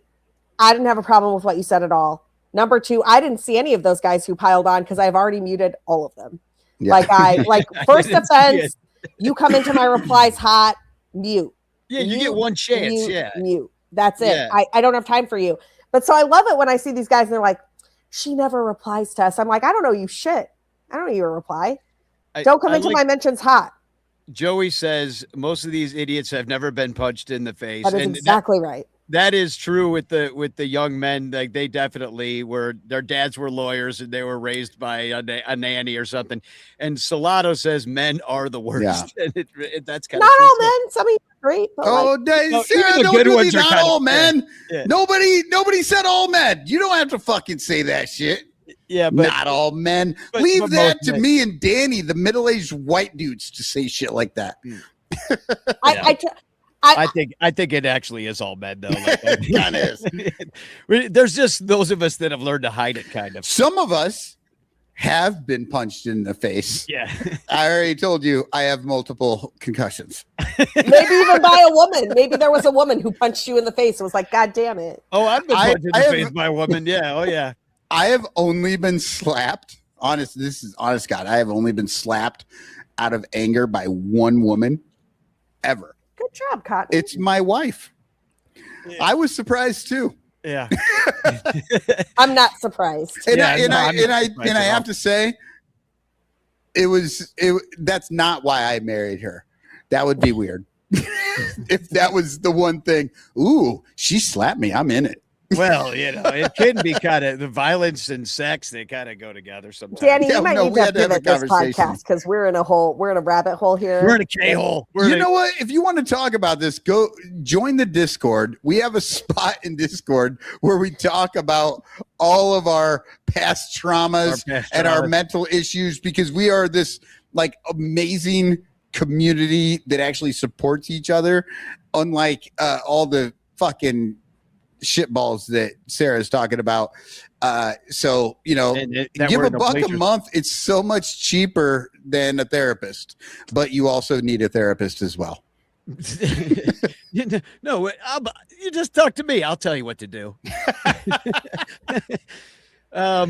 Make a video about it. Get angry. Also, I wanted to point out that the moon was just incredible over Wrigley Field the other night, on the night of that walk-off. So there was something. It was a full moon, so I've kind of settled that. I was really disappointed in the moment, but I've gotten over it. But yeah, look at that gorgeous moon. That full moon, just golden. It was beautiful. They talked about it a little bit on the broadcast, and let me just say, Alex and Elise That's the broadcast, people. And if I don't look, I like JD. I swear to God, but I fucking you're hate not doing Boog. JD slander. We're not doing No, JD slander. no. I like JD. JD is a fucking dude. I do, but these two together are better. Look, if we had Len and JD, I'll give you that. But Boog and JD, if I have to go 2 for 2, like I got to get rid of both of them and go Elise and Alex. Are you trying to get punched in the face again? Always. There's a reason I didn't stop with this, just that one concussion. Sarah? What's your? I mean, do you not like the Alex? Look, okay, and I understand. I understand the Boog problem. Like and I'm not saying anything against JD. Like, look, I don't actually like hate Boog as much as most people do, but like I understand. I know. I lead the charge. We know. I know a lot of people though don't love the Boog of it all, and I get it. Like I will say, so I think it was Dom, the director of morale or whatever, the guy who like the Cubs morale guy. He's been on this show, yeah. Yeah. I've been on the show with him, but I think it was him who tweeted it. It could have been somebody else, but it was like one of those accounts. And he said something like, Alex Cohen is the voice of the Cubs. Like, let's get over the whole Boog thing. And I get that to some extent. Like, Alex has a better Homer vibe for the play-by-play, but JD is the best color analyst in the business. He's so good. Like, he is hysterical and dry and low-key and smart and understands the game. And I swear to God, if you get rid of JD because you had to get rid of Boog, I would kill everybody on this. Look, no. Could it be Alex and JD? Like, has that been a team that works? Alex is not that great to me. I'm sorry. Like, I don't understand why people like Alex so much. Like, he's fine. Alex and Boog are like here for me. I'm like, I don't reminds care. me of Gary Cohen. God, I can't believe you just said that. The reason everybody loves Alex so much is because Boog is so fucking bad. He's not though. Like, he's horrendous. He's unfucking listenable. It's like listening to a good karaoke singer after, like, somebody got up and bombed.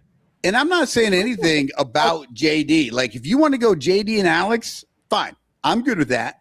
I'm just saying that as a team, if I have to choose between as a team, Boog and JD and Alex and Elise, I'm taking Alex and Elise every single day, twice on Sundays. Like, they're so much better. JD too. So I don't know why you're making Elise part of this. Like, is Elise a fucking elite color analyst?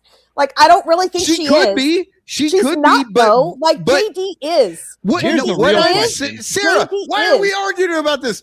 I fucking enjoyed the last 3 games. I didn't say shit about JD. I didn't say shit about JD. No, I didn't say. You said Alex and Elise. You said Alex and Elise. But that has nothing to fucking do with JD. I didn't say anything about JD. I just really enjoyed these two calling these games. They were very good. I think the real question is, where the fuck is Pat Hughes? Because he's been back a little bit, but I've been hearing a lot of Zach Zaidman. Which the only good thing about Zach Zaidman being on the broadcast is that he does not cackle when he's got to do the play-by-play. So he's just actually kind of telling us what's happening in the game instead of laughing at Pat Hughes' terrible jokes. You invoked Pat Hughes, and I was thinking this, but I wasn't going to do it because I thought it was over the top. But you invoked Pat Hughes, so I will. JD is the color analyst equivalent of Pat Hughes. He is that good. We are so fucking lucky to have him. We are so fucking lucky to have Jim DeShays. And I will not stand for a single second of Elise Menaker should replace Jim DeShays. Like, that is crazy talk. Sarah, I would love a woman to be like a standard on the broadcast more than anybody in the universe. And the best broadcast team the Cubs ever had was Beth Mowins and Jim DeShays. Yes. I agree. They were fucking wonderful, and I loved how they worked together.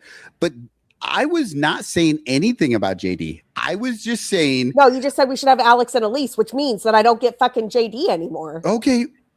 Well, I'm sorry. That is not what I was saying. That is exactly what you said. I wanted to talk about how good these two were on this call for these 3 games because not only did they stay mostly focused on the game, they did have a few things, and they brought Taylor in, and of course Taylor has to talk about her whole role is to talk about other things, but they did a good job of working that in. But here's the thing. This is the thing I love the best about them. They would be calling the game, and then they would stop and just wait for the pitch to happen. And I fucking loved it. I'm sitting here listening to the game and waiting for the pitch, and then the pitch happens, and then they talk about the play. And that's what I'm looking for in the broadcast.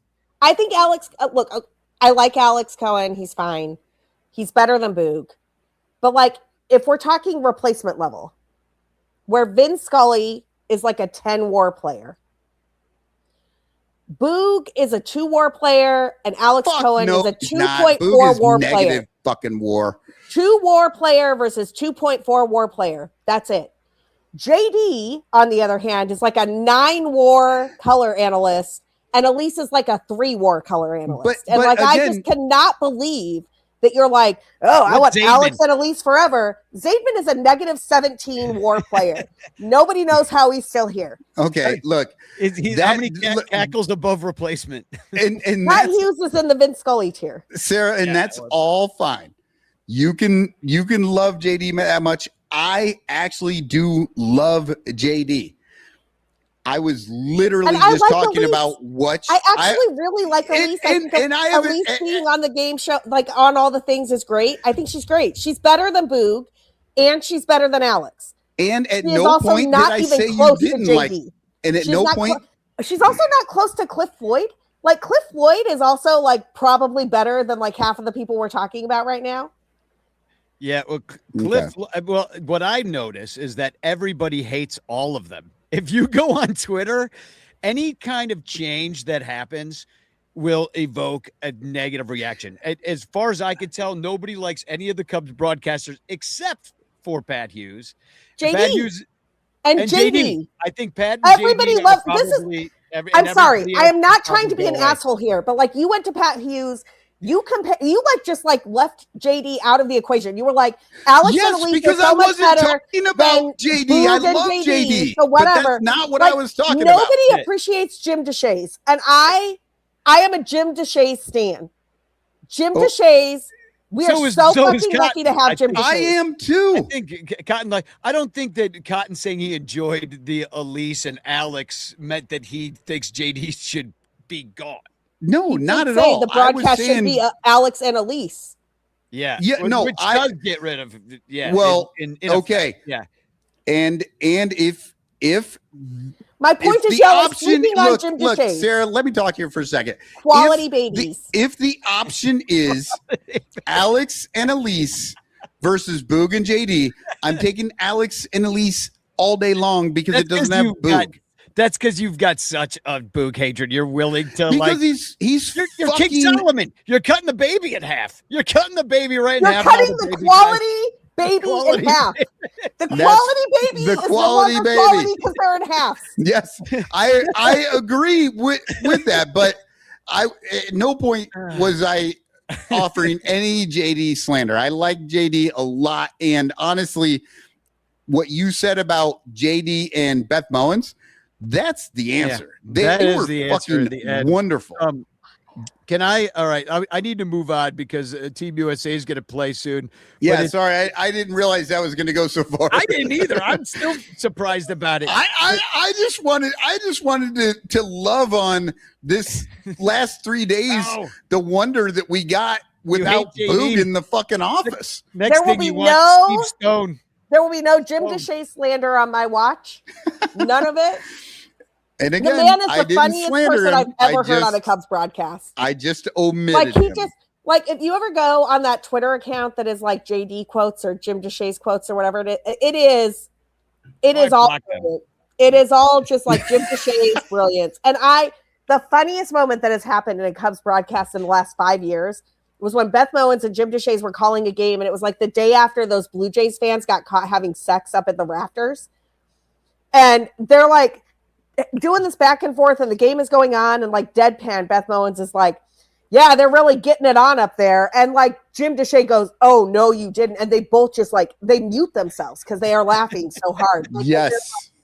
Because they just like are inside joking there. It was like Don Orsillo and Jerry Remy with the Here Comes the Pizza, which, by the way, if you're not a Bostonian and you don't understand that reference, go look up, just Google Here Comes the Pizza, watch, you're welcome. It is Jim Deshaies and Beth Mowins do that, and I just will have no Jim Deshaies slander. Well, they were so good together because they kind of were of the same era, and they had the same, they knew each other's references, and they worked off of each other so well.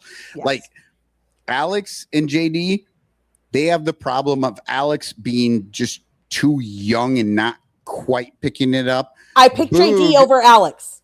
Find somebody to work with JD. Yeah, but Boog is just a fucking shitball. Like he doesn't. The gap know between what Alex and doing. Boog is like this. The gap between JD and everybody else is like this. See, and I disagree because at least Alex talks about the game. Like he generally talks. So about does it. JD. They have different That's jobs. all it fucking takes for me because I'm so tired of play-by-play Boog. part. Well, I'm going to take you back to a time before play-by-play even existed. That is back 150 years ago. There was play-by-play, but it was in the bleachers. That baseball had like weird scenes. Yeah, it's weird. Baseball bullshit. It's very strange. So I don't have anything too groundbreaking to share about what happened in the Cubs' first season in baseball, but today they scored 18 runs in a game against the Philadelphia A's. So they scored 23 today. So it's maybe something in the water. Yeah. Hot day. They scored 18 runs. They scored 19 the game before, and they scored 13 the game before that. And then the game before that against a different team, like the Hartford Blues or whatever they were called, they scored 16. So like this week, it added up to like 48, 50 runs in the last 4 games for the 1876 Chicago White Stockings. And then I thought, just because I went down a little rabbit hole in my own brain, you guys remember that series versus the Pirates where they did the same thing at Wrigley Field and then they never scored again. The rest of this year, they did that in early September, and then they completely scored 1 run a game for the rest of the season. That was when Anthony Rizzo blew out his ankle. It was the 2019 season. Andy and I were at those games where they scored like 19 and 18 runs against the Pirates. And then Anthony Rizzo blew out his ankle. We were all freaking out. The Cardinals came into town. Anthony Rizzo comes out with a swollen ass ankle and hits a leadoff home run. And it was amazing. What is going on? And then they lose anyway because Craig Kimbrell can't do shit. Like, it was just like the worst. That was the Nick Castellanos year. Yeah. Yeah, I'm looking at it right now. Yeah, the Cubs beat Pittsburgh Friday, September 13th, 17-8. Then they beat them 14-1. Then they beat them 16-6. And that got us to 81-68. And then what happened, Danny? Then we won 3 more games the rest of the season. Oh my God. After beating, they won 1 more game against Cincinnati, 8-2. And then they went into game 151 all the way to game 159. They didn't win again. They lost to Cincinnati twice. They got swept by the Cardinals, like you just mentioned. A couple of heartbreakers. 3 of those games were all of those games were 1-run losses, including one where Craig Kimbrell came in. I remember this vividly. I was sitting in the 300s with 2 of my friends from DC. Craig Kimbrell comes in. The Cubs have like a 2-run lead. They really just only need to win 1 or 2 games to make it to the fucking playoffs. And fucking Craig Kimbrell is not good because he's Craig Kimbrell. And Yadi Molina hits a ball that is like a foot above the strike zone to the bleachers. And I died a little bit. Yeah, I remember that. Right to my left. I was in the bleachers when that ball came in and deflated us. And garbage did not rain upon the field in that moment. So real quick, I decided what are the highest scoring games and when did they happen? And only one other July 1st is on this list. It is 1885. The White Stockings scored 24 runs against the Boston Braves, 24-10. They beat them. Yeah, I have some of those.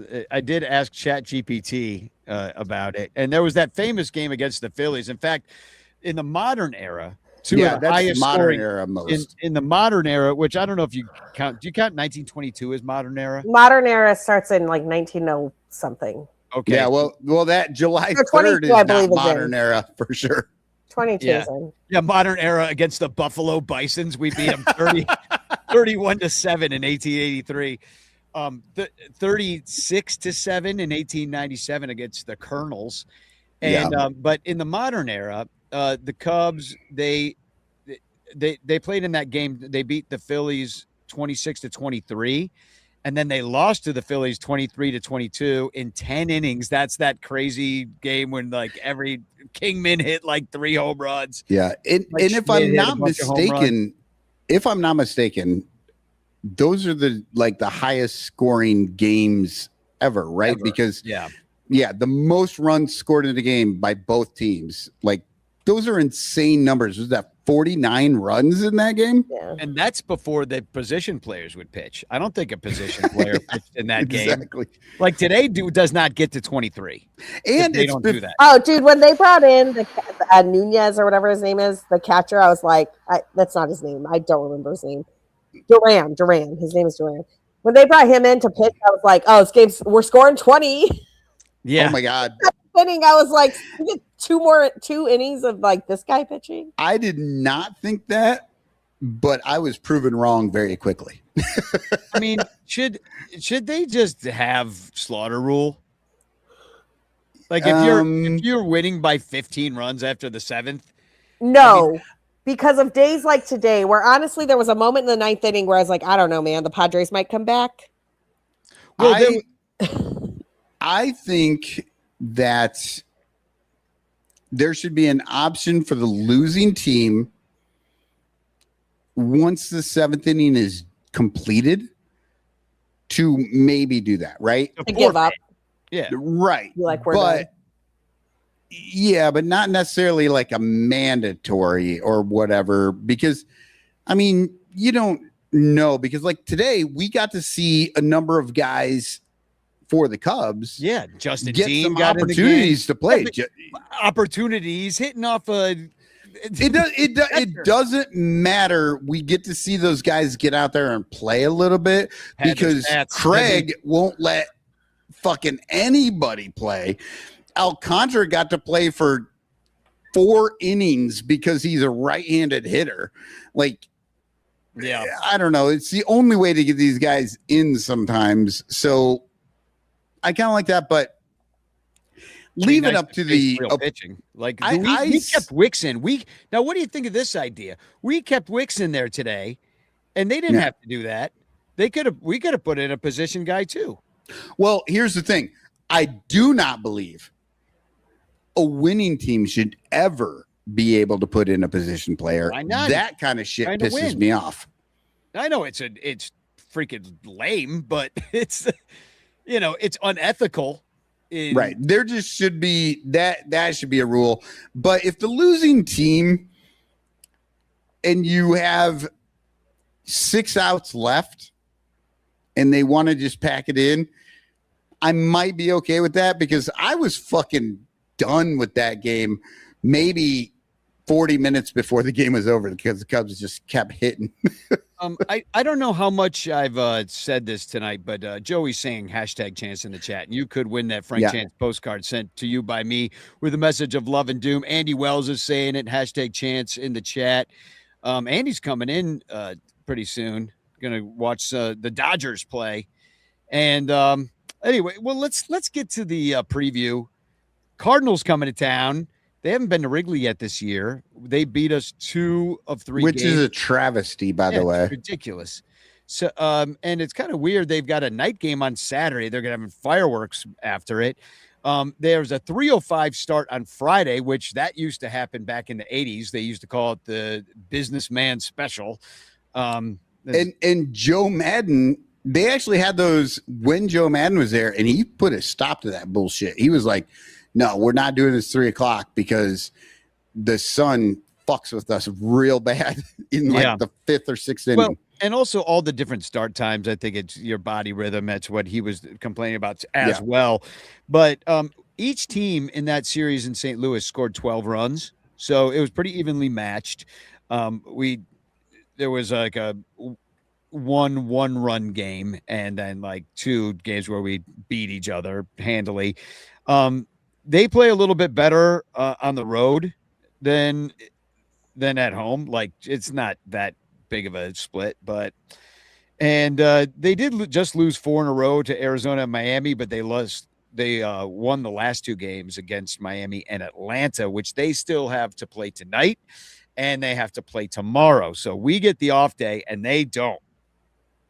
And that's good in the sense that obviously the Cubs are on a streak of winning. And it sounds like the Cardinals are a little bit more on a streak of losing and not getting a break. Well, they won 2 straight, but we'll see what happens. They got 2 more games to go. Who knows? They could right, but I guess I meant series. Like they're struggling. Yeah, like the Cubs were for the entire month before they start winning. They were in second place, and now we are. So we overtook them with our little streak here. But to Sarah's point earlier, not only do they not have a good pitching staff that is going to get exposed. I don't know who they were playing when they were in second place, but it wasn't anybody good because their numbers aren't good. And neither are their offensive numbers. Like I am pretty unimpressed. The Cubs have scored 66 more runs than the Cardinals. They have only scored the 18th most in baseball. They have a negative run differential. But they have the only thing I could say is they do not strike out much, but we don't really strike out a lot of guys anyway. We're kind of a pitch to contact team. I'm only afraid about getting nickeled and dimed for a day and having those hits fall in at Wrigley Field. But the Cardinals are 20th in homers. They're middle of the road with OPS, where the Cubs they got the 3rd highest OPS in baseball. I forgot we were doing rakes, flakes, throws, and blows too.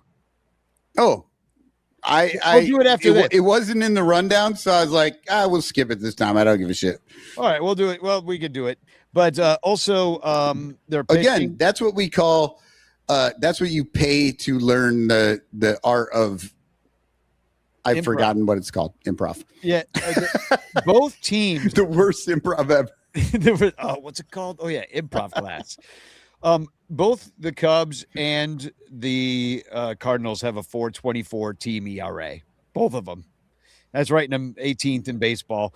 But the Cubs bullpen, surprisingly, is like a half a run better, 387 to 437. And that's really surprising because considering the Cubs have given up the 3rd most home runs out of their bullpen. And that's a lot. And the Cardinals do not do that. They don't give up a lot of home runs. Neither stuff will strike you out, but the Cardinals will walk you out of the pen.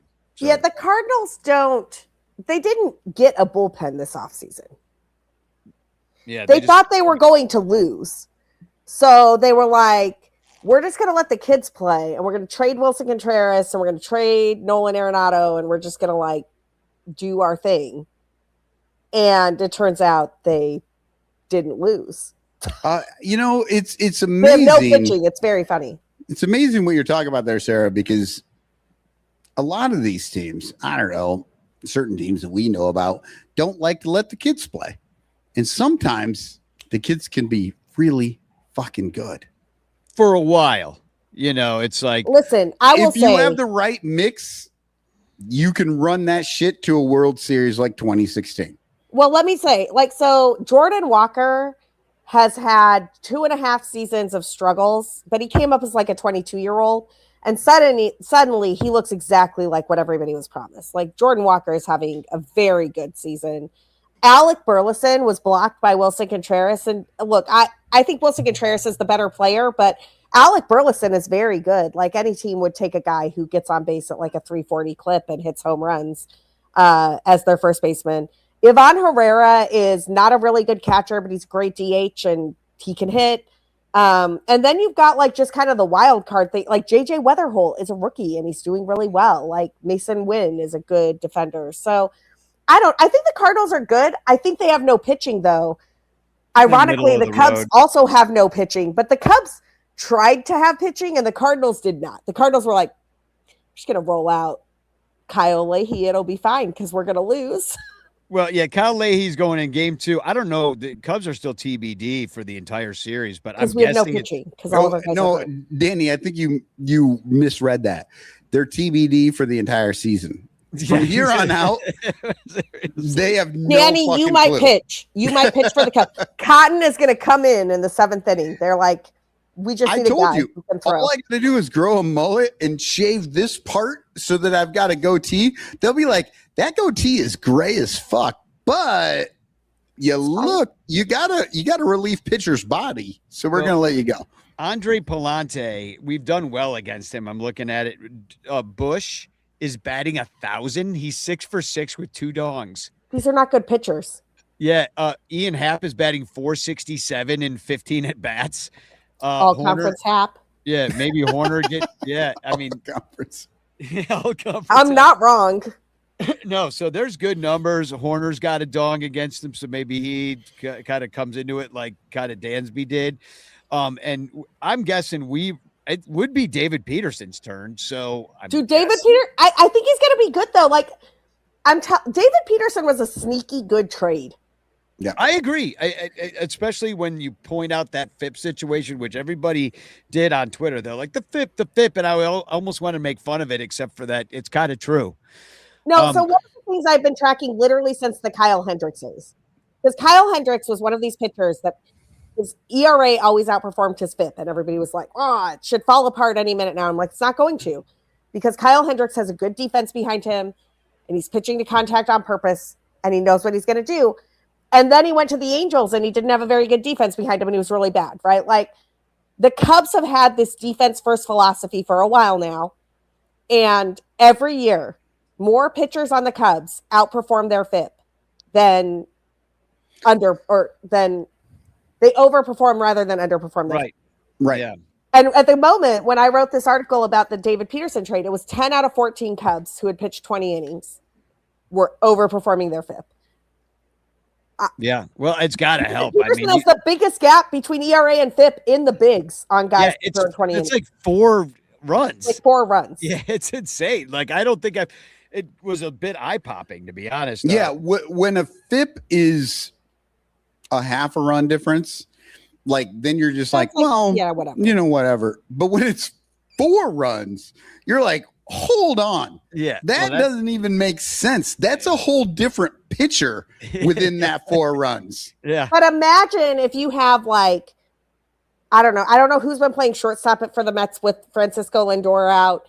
Brett Beatty and Mark Vientos are not defenders. Like they don't have a good defense behind them. So like, as we saw with 6 errors in one game, fielding independent pitching means the pitcher by himself outside of the fielders. That's what FIP stands for.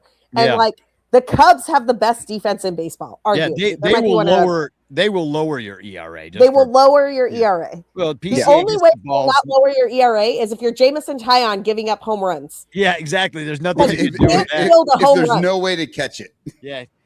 Yeah, he's pitching independent fielding, or because he won't let the fielders even give a shot to the ball. Well, do you know that home runs don't count in your BABIP? Yeah, because they are not. BABIP is batting average on balls in play. Yeah, and home runs are not in play.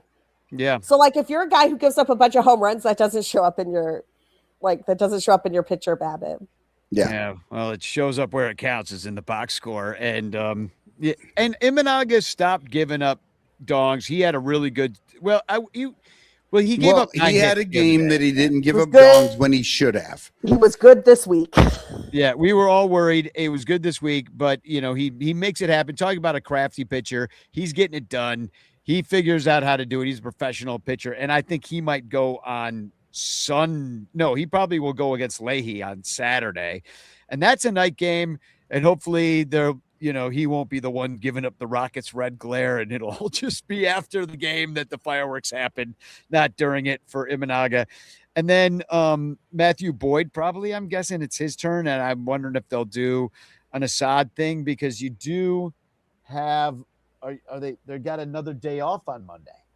So you can kind of do this, maybe it's like a side day piggyback thing, or maybe you start Assad, and you can do it different ways. So and everyone knows I hate the schedule. Like the fact that the Brewers are playing 17 straight games to the All-Star break, and the Cubs are going to get 3 days off from tomorrow through before the All-Star break.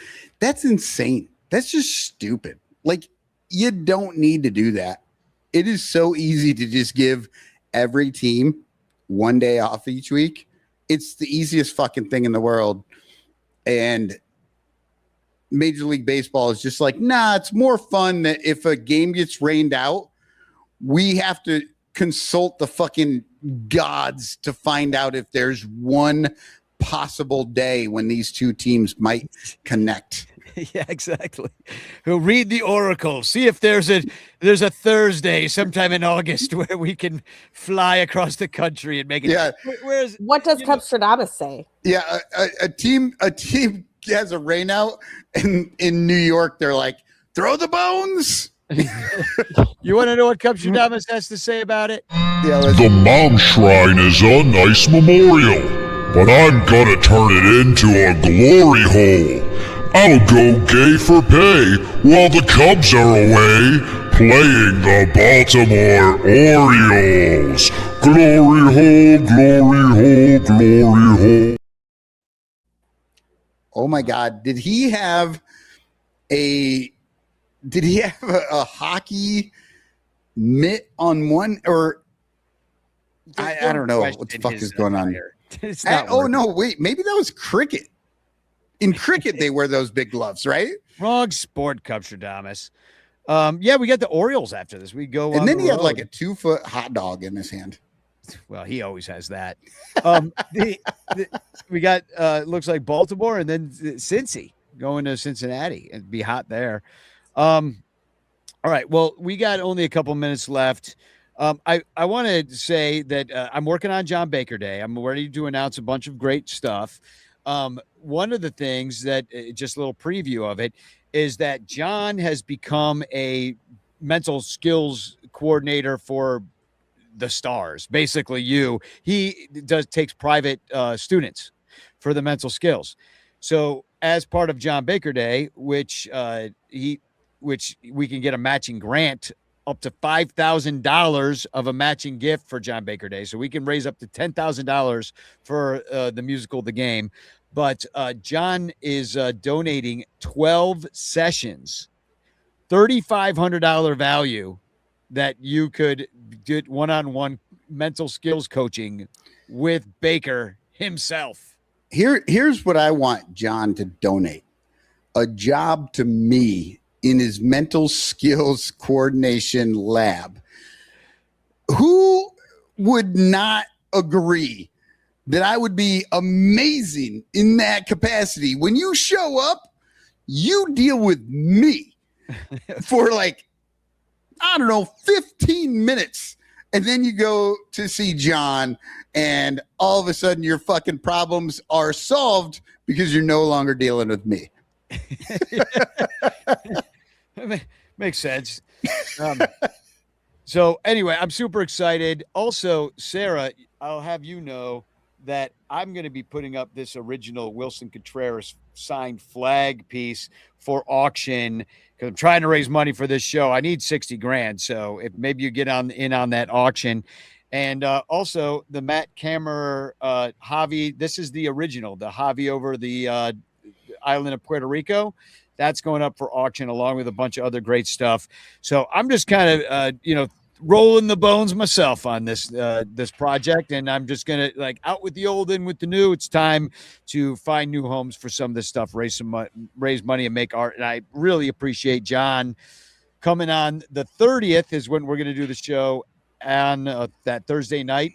And I'm going to work out something that maybe we do like on John Baker Day itself on the 7/29, the day before John joins us on this show online here because he's living in California. I want to try to maybe throw a little get together. Go down to Nisei Lounge, hang out, maybe watch the Cubs and Cardinals because that's who's playing that night. And then they got one more game the day before, in the daytime before John Baker Day night. So 7/29, 7:30. We're going to raise a bunch of money for the musical. If you have anything you'd like to donate that we can raffle off / auction off, depending on like what's the better method of doing that, let me know. And Crawley's even donating something. But of course it's not a bobblehead. He would never give up one of those. Yeah. So thank you to all of you that's already donated this, but this is really happening, people. It's really happening. 7/18, awesome. July 18th is going to be Crawley's birthday party / bleacher barbecue. I got a bleacher ticket for myself, so I'll be going to the game. And I offered one to Michael Cotton. He doesn't want it. He's like, I'm just hanging out my ball quarter. No, because the whole thing is like, look, we were unable to do the Ranter Fest in the way that we wanted to do it this year. I plan to go up. I think Eli is coming with me. Possibly Emily will come with me, but I don't know because she wasn't planning on it before for other reasons. But, we can all just hang out outside of the game at Ball Hawk Corner and just chill and have a good time, throw the ball around, do whatever. Like, it's a good time. It is a good time. And I've done it before with just Eli and me. And I don't know. I just think that we could, anybody who can't, and this is my attempt to get anybody who can't go to the game. Yeah, you'll be the guy on the outside. Come up. Right. It doesn't mean you can't come up. Come up and hang out with us outside. We'll just chill. Yeah, we'll have one guy on the inside, one guy on the outside. And I also want to point out that is gate dedication day. They're dedicating that gate sometime in the morning. So it's going to be a zoo. The 2016 team is coming back. It's going to be it's a zoo-ish day. And so Bernie Barron was asking me, are we going to do some kind of meetup? Possibly, but I need to see what time they're dedicating that gate because we could all go. We could all go over to Almost Home like we always do. I'll certainly tell them I'm planning to do something. Do you have any information on this, Sarah? I don't have information on this, but I have a guess based on how they do all the statue stuff and how they've done everything else. They will do the dedication before the game, set the meetup for after the game. You should be good.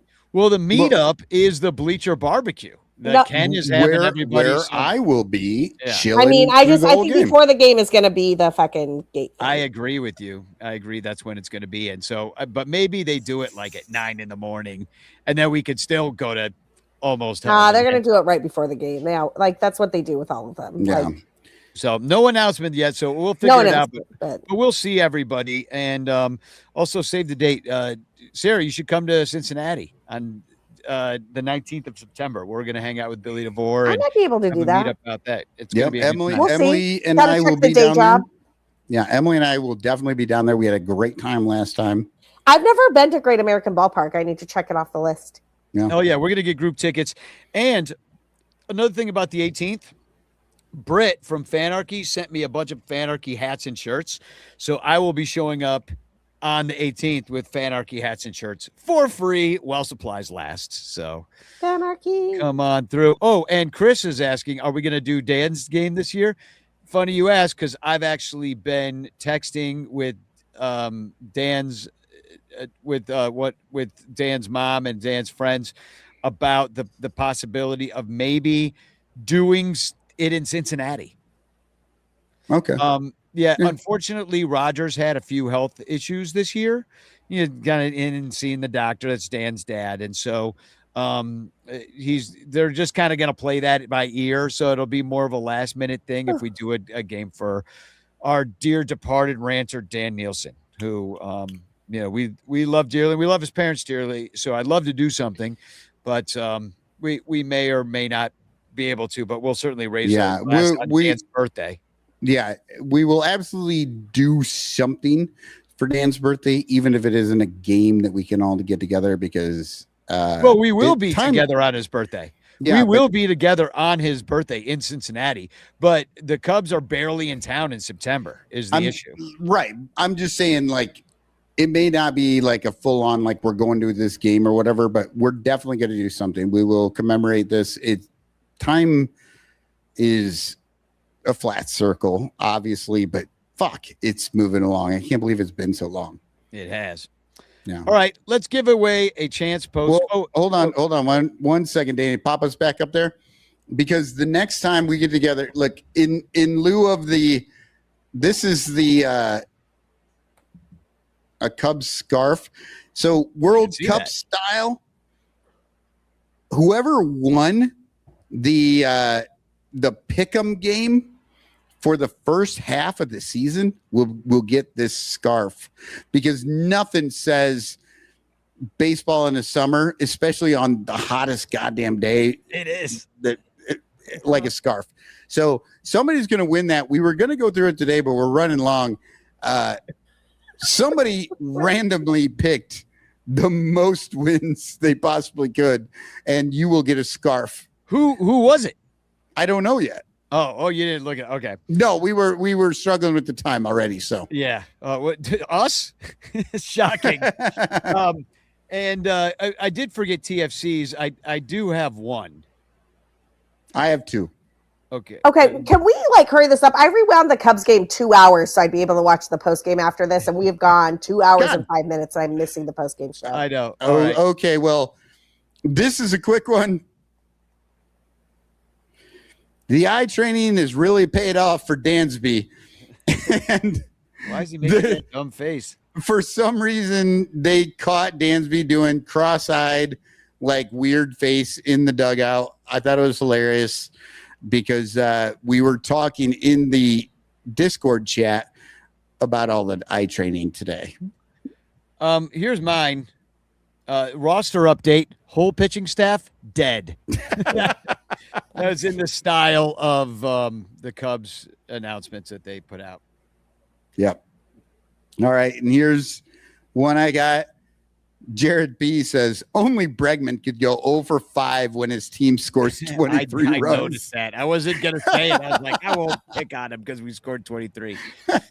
So with that, let's all go watch this soccer game, I guess. I'm going to play because it's America time. I'm going to play me singing the anthem. So it's a very good anthem. Yeah, but I'm going to bail because I've already watched it and I need to go eat dinner.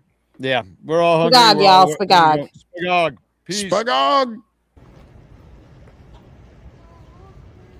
Performing the Star Spangled Banner this evening is the composer of the musical The Game. Please welcome Danny Ranto.